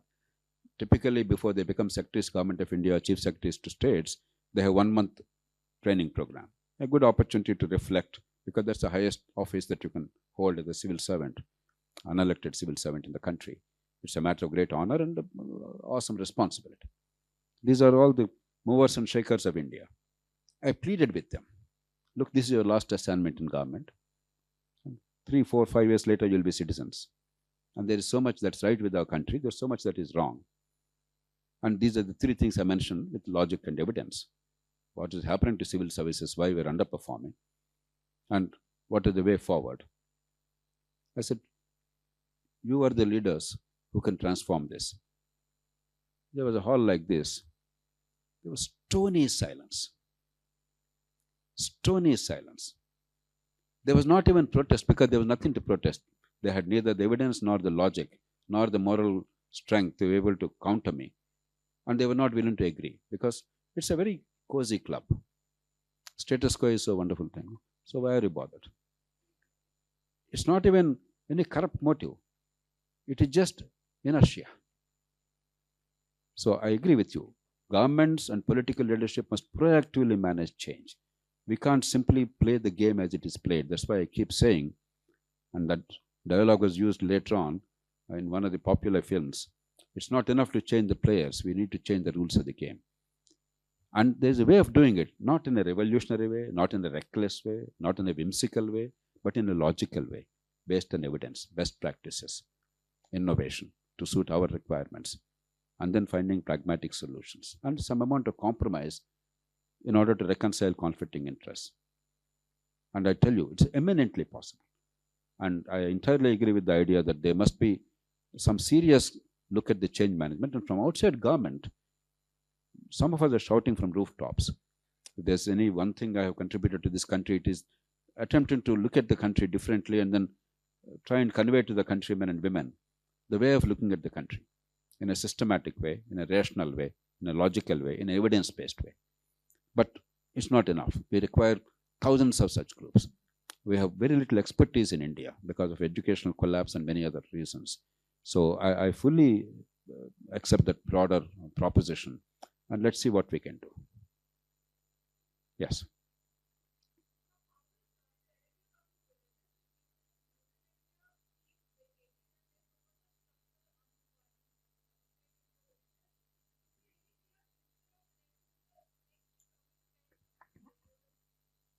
Okay.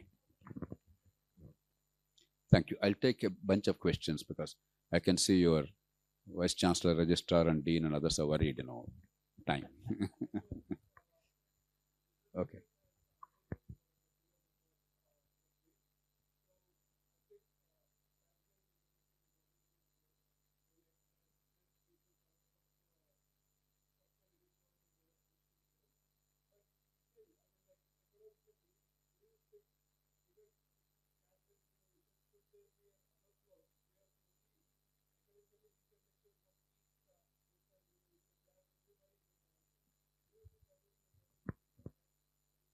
Thank you.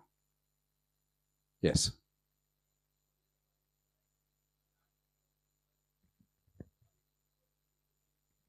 Yes.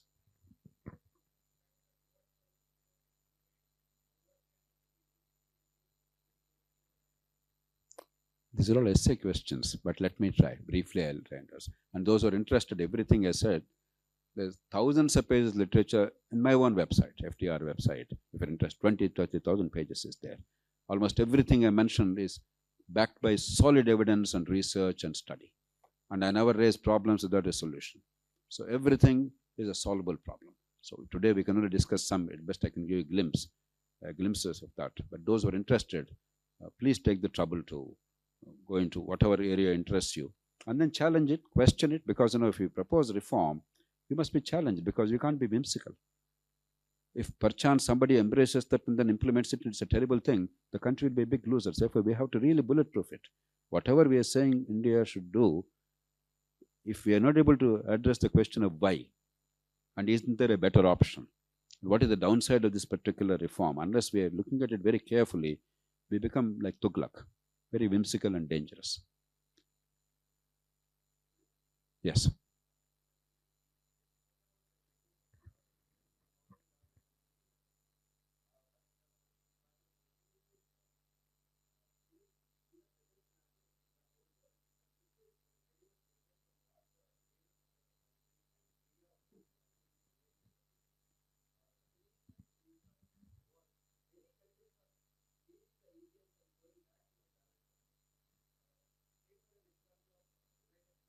No, I got it. Don't have to give examples. I'm fairly familiar with what's happening in the world. Please go on. So what's your question? What's your question? Okay, I got it. I will address it. I will address it. Thank you. Okay.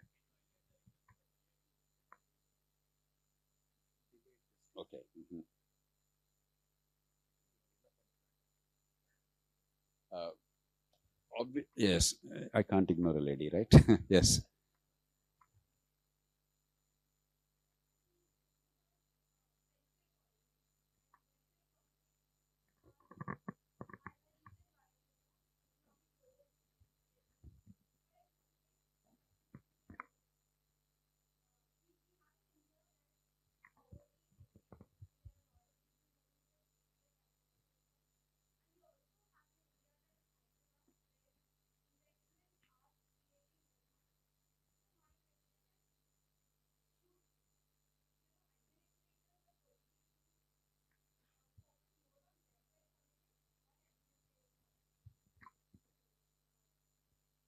What do you mean by administrative politics?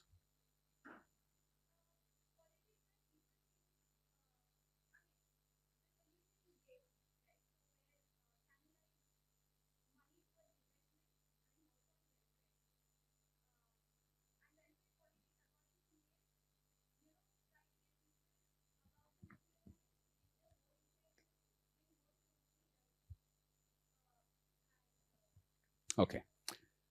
Thank you. Okay. Obviously, time is limited.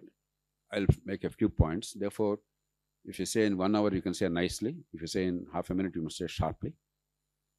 Don't be offended. And I'm sharp. I'm known to be sharp. But as I said, everything back to evidence, we can continue the dialogue and you can go into the website, so on and so forth.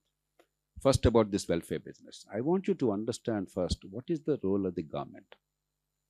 Why did we alone, of all the species on planet Earth, created this artificial institution called government? We are not examining anything. We are taking things for granted. Go back to basics. For a variety of evolutionary and societal reasons, human beings alone created a unique framework of society.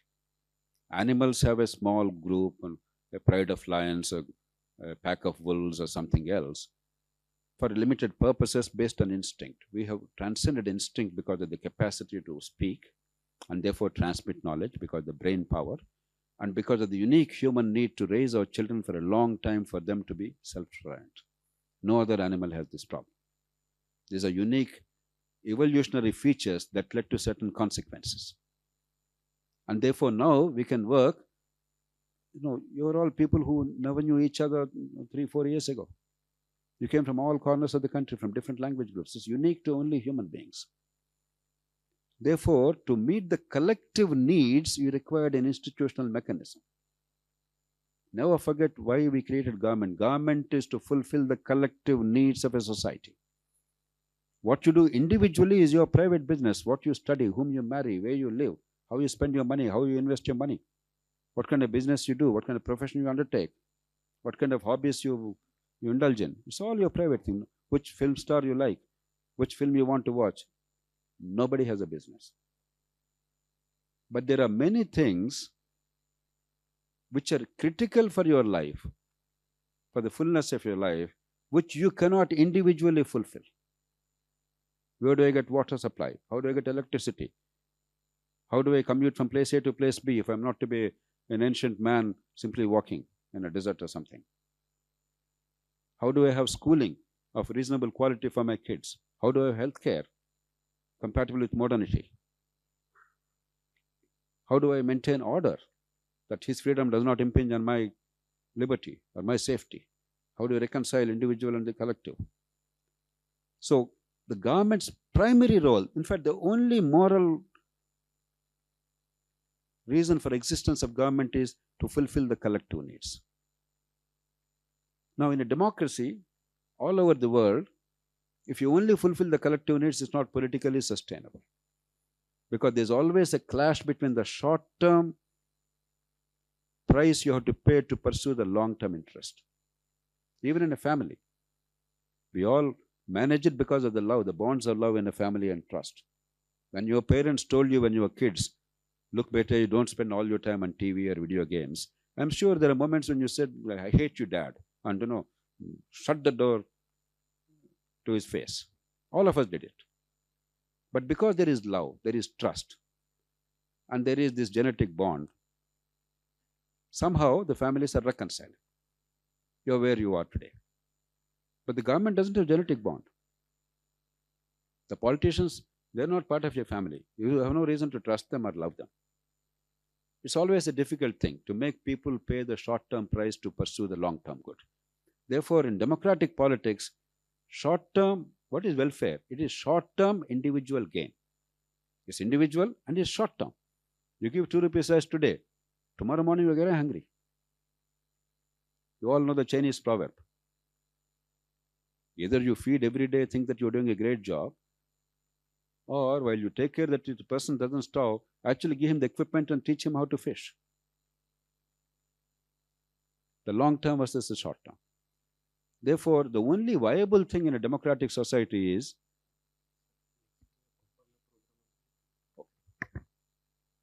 okay.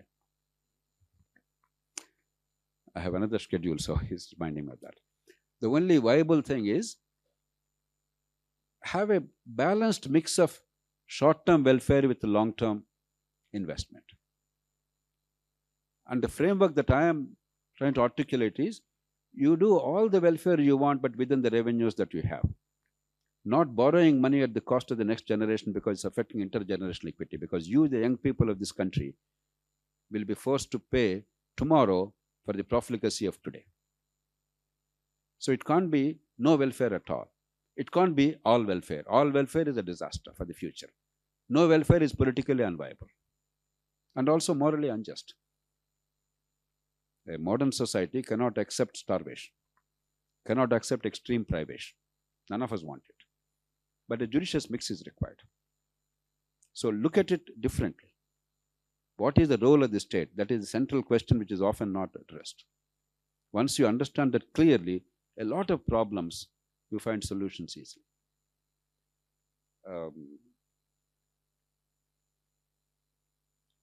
Future of villages. I grew up in a village. I don't know if any of the students here grew up in a village. Okay, there are 3 or 4 of you. So maybe 3%, 4%, 2%. Don't have any romantic notions of a village. A village, of our conception, most of them will not survive. Even without anything, many of them are getting depopulated. At the same time, if you destroy the rural culture, agriculture, and if you make inevitable migration to distant big cities in circumstances of hardship, that's a disaster. Therefore, the way forward is for villages, in situ urbanization. Instead of 600,000 villages, there will be natural migration over a generation if you create the right conditions and incentives, whereby 90% population will migrate on their own, have a better life, but not dealing from the villages, within 10-15 kilometers of the village.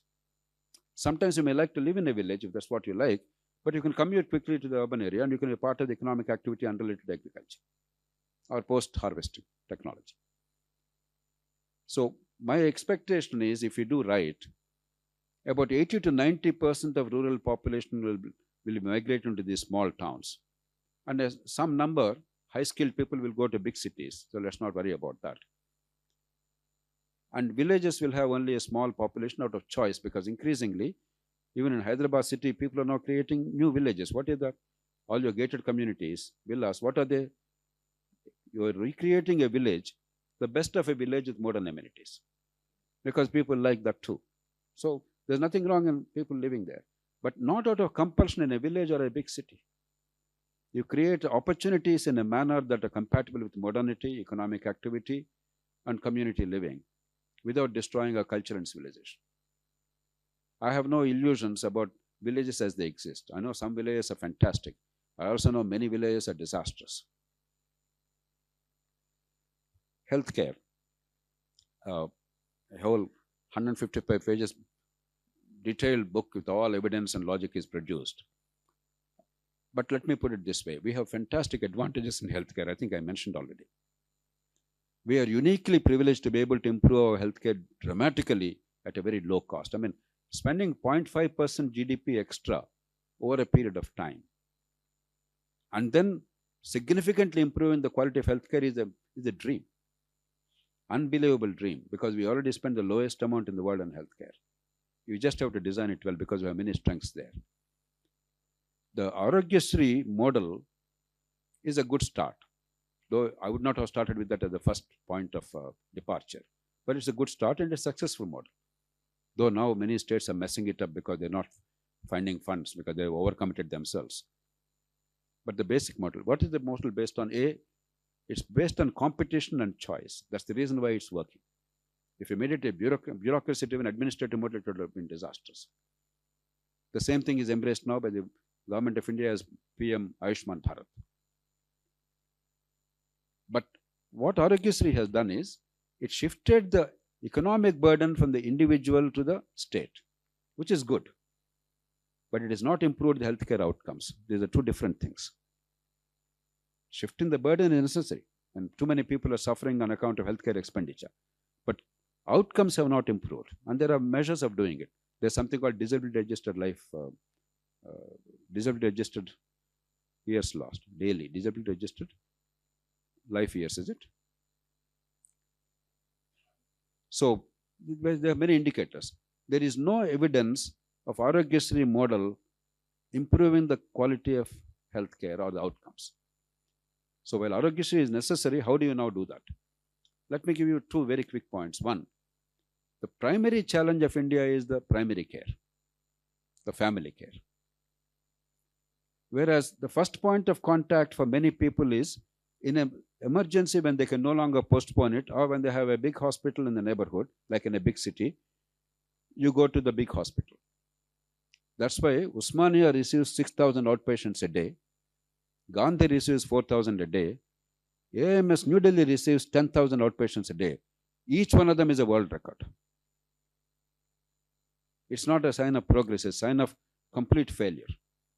You are going to a tertiary care center for a primary care problem.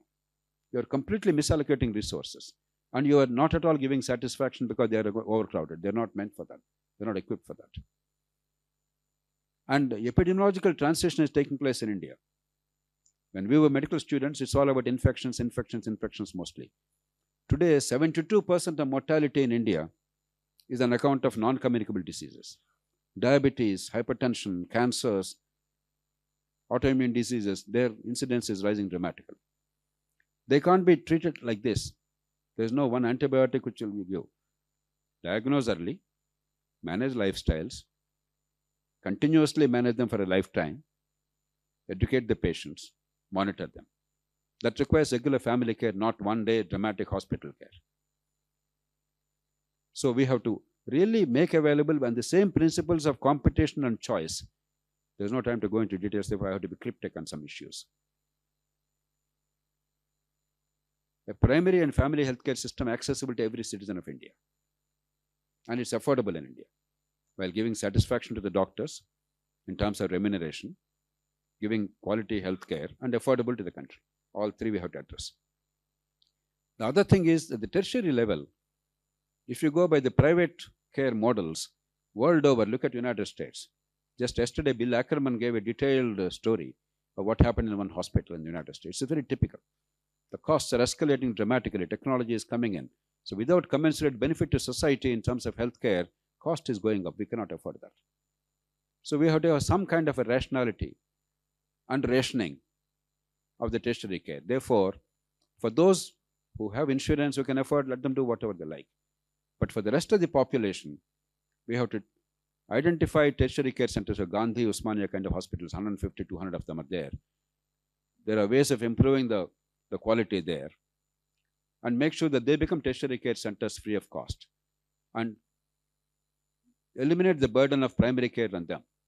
Because once the primary care system is established with gatekeepers, you don't require overcrowded hospitals. So there is a very elegant way of doing it, but based on market principles, but with the government funding and with the framework that's accessible to everybody.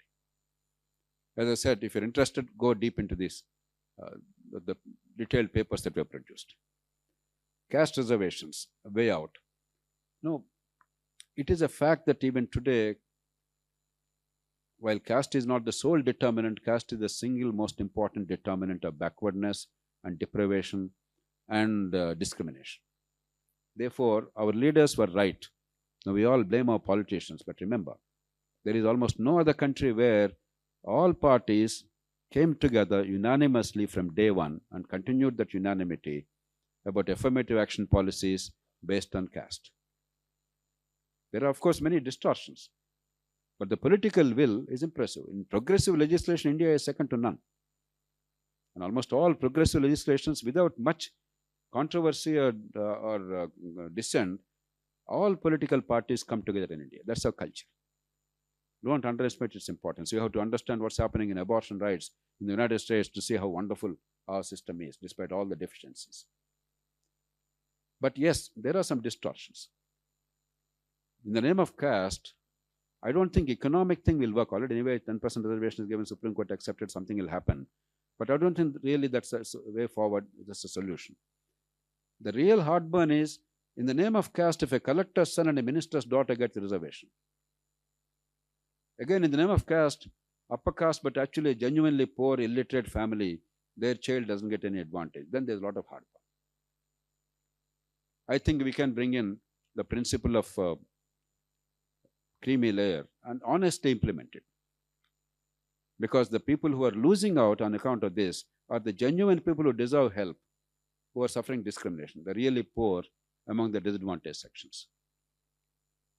But the most important thing is not all this. Our disaster is school education. If school education is good, a kid from any family, from any community, any caste, whatever be the parental background, can actually fulfill her potential. Because God or nature endowed her with that potential. If school education is bad, what good will reservations do after school education? Reservations in higher education, employment. If already the child is stunted mentally, intellectually, reservation is a bogus thing. It's not helping them. We are lying to them. We are only keeping them, appeasing them and then keeping them, peaceful. It's not helping them. So the central question is, are we going to improve school education? Like China, for instance, in the same PISA survey was number 1 in the world. Number 1 in the world. Consistently since then, in every PISA survey, they're somewhere in the top 3 or 4. We can do it. If you do that, then reservation or no reservation, if a child can compete after school with anybody, irrespective of her background, her birth, circumstance of birth, then we create an egalitarian society. It's equality of opportunity we need. Without quality school education, there is no equality of opportunity no matter what you pretend to do. It's a lie. And that is the most ignored aspect of affirmative action in the country.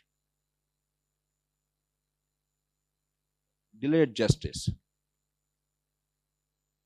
Again, detailed papers are there. As I told you, there are many things to be done, civil justice, criminal justice. But let me just list them, nothing more. We can't go into details anymore.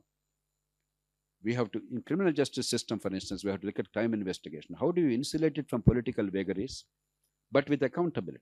A rogue policeman is dangerous than a politically controlled policeman. So accountability is equally important. If you give me autonomy without accountability, it's a disaster. And 2, how do you strengthen the prosecution? 3, how do you bring forensics of high quality? 4, how do you bring in the procedural reforms required so that genuine investigation takes place, not beating up people and extracting a confession and a duress, and not right, might becoming right. And Malimat Committee gave a detailed set of recommendations on criminal justice reform. Then quality of judges. Rarely do bright people want to go into judiciary, particularly at the lower level, because law is a very lucrative profession. They make tons of money if you're a competent lawyer. So you must now make judiciary attractive. Among other things, we require Indian judicial service to make it attractive, because in this country, an All India service somehow makes it very glamorous and sexy and people want to compete. We can bring them in. And then we have to increase the number of judges. And we have to create many local courts. I myself was the architect of the law enacted by Parliament unanimously on local courts is not implemented, so that all the small cases can be quickly disposed of through summary procedures.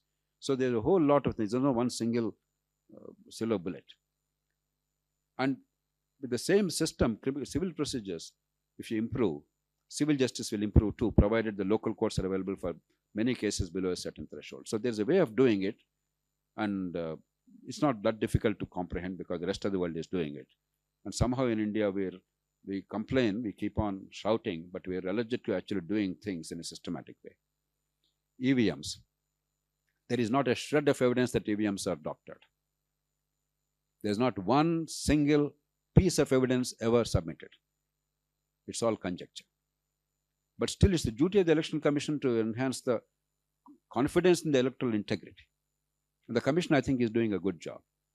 They, for instance, placed it before the whole global community. 130 countries' ambassadors were present when they looked at EVMs. That's why, if you notice, despite all the talk of some of the activists, well-meaning but misguided activists in India, there's nobody in the globe who is talking about EVMs in India because the global community knows what is the truth. When ballot papers were there, what happened, you guys don't know. I conducted elections with ballot papers. I conducted elections with EVMs. I monitored elections. I monitored elections in other countries. I was the observer for the first election, free election in 2002, after 27 years of dictatorship in Kenya. I monitored the elections in Maldives. So I know what I'm talking about. Most of the people, they don't even know anything about election. I absolutely guarantee you, with all the credibility and the strength of purpose that I have at my command, that the problem of elections is not in the conduct of elections. Our electoral system is flawed, our political culture is a disaster, there are many, many things wrong, but not in voting, not in counting. That's the one thing that we are doing well. And yes, we can still improve it, we can still engender the public confidence. That's why the Supreme Court came up with the VVPATs. And there's not a single evidence of VVPATs being different from the actual vote cast there. There are plenty of safeguards. The system is 100% transparent at every level. So I assure you, right from the first day, Sukumar Sen, the first Chief Election Commissioner of India in 1952, till date, that is one area where our bureaucracy has done very well. The same corrupt, dysfunctional, incompetent buffoons, because of the systems built and accountability instituted and the public attention and the fierce political competition, they do a remarkable job. So there are problems in India. Don't invent problems where there are none. If it ain't broke, don't fix it. There are many things broken. For heaven's sake, focus your attention on that.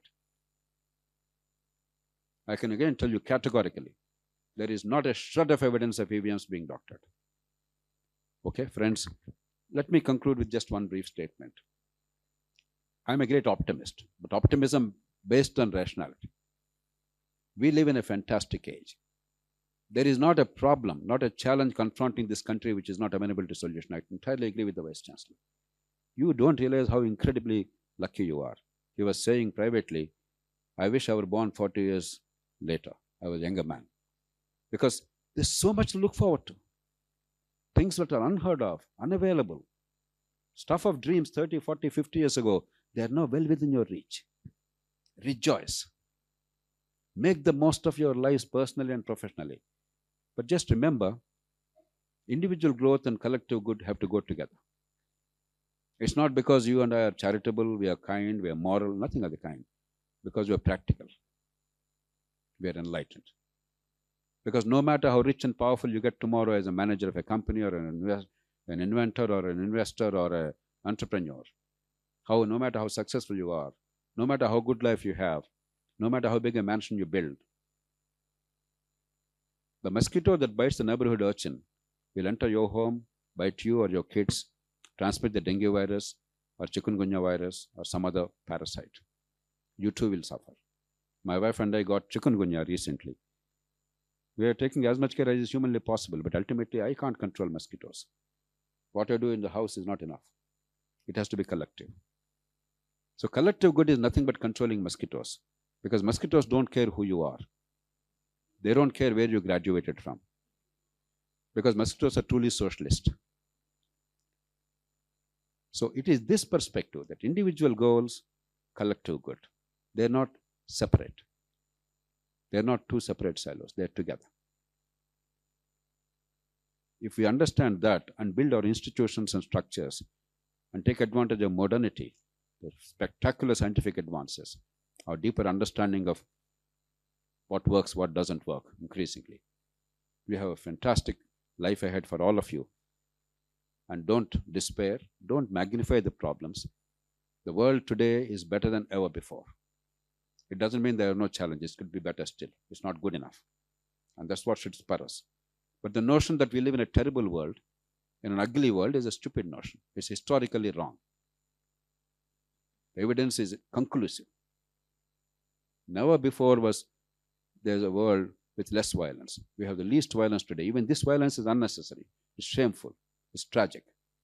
But we are much better off today than ever before. And you can make this world and this country much better in the next 10, 20, 30 years. Much better than it is today.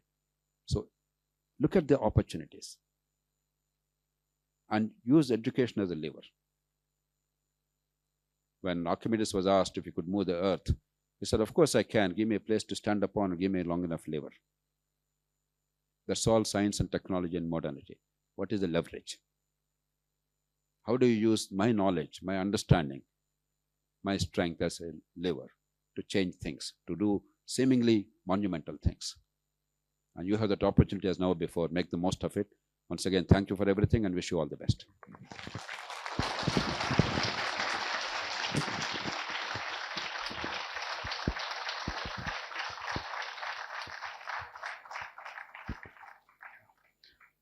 What a feast it was. I'll just take 60 seconds. My job always, whether it was in finance or here, it's always in a rush. Actually, a very, very big thank you for Dr. Jayaprakash Narayan sir for such an enlightening lecture. I told one of my scholar, Anusha, she was here, to note down certain important points to be given to our PRO and press. I see her, I don't think she had any point that she could have missed. The whole notes runs into several pages. Now we have an exercise to pressy writing. And I am sure if there is a scholar sitting here working on this topic, this PhD can be submitted tomorrow. Thank you so much, sir, for enlightened speech. I profusely thank Professor Vijay Rao Garu for his patronage. He is actually busy today. He came back after a week's absence from his office, but still he could take time. Yeah, that's great. I'll just give it to you, sir. After you speak, we'll close. Thank you so much. I just cannot resist summarizing this construct called Bharat. Bharat has always been a problem extremely well defined. We all came to know about the Bharat as the problems. But you know, this is an interesting, fascinating anomaly. We are ruled by wise people, wise politicians across the party lines. We are also conducted by very wise bureaucrats. People are wise. Our wisdom comes from long distance. Compared to global median, we are wiser. But still we have very daunting problems. And we are compared always with China. It's an elephant in the room that we have to address. China. How come China made it? We didn't. Started at the same point. We are wiser. We are better. Ruled by very wise leaderships. So it's an interesting anomaly as a construct. Look at it that way. Tremendous opportunities are ahead of us, as Jayaprakash ji mentioned. We have come here now, after 7-8 decades of independence, we have all the necessary tools with us to surge ahead. compared to where we started it. So I think there is tremendous optimism in the system with all these problems well defined. When problems are well defined, they're half solved. Please realize. He defined the problems extremely well. He even gave solutions. So it's a very good news. We know where we stand. So I think we should just march ahead. And with that optimism, maybe 10, 20, 30, 40 years, we should get there. When the world is suffering from artificial intelligence delusion, we should come up with an alternate model, and which we can, if we play our cards well. So my take home from his lecture is, very good. I now understand much better what I am. Let us just go and solve it. My generation solved some important problems. This generation should solve the problems that we understood today. I'm very optimistic. I'm sure Jayaprakash ji fully agrees with me. Thank you. Thank you, sir. Now it is time to pay our respects. I request you to hand over a small memento to Professor Dr. Jayaprakash Narayan. Yeah, we can call him Professor Jayaprakash Narayan. I request Registrar also to join for the photograph, please.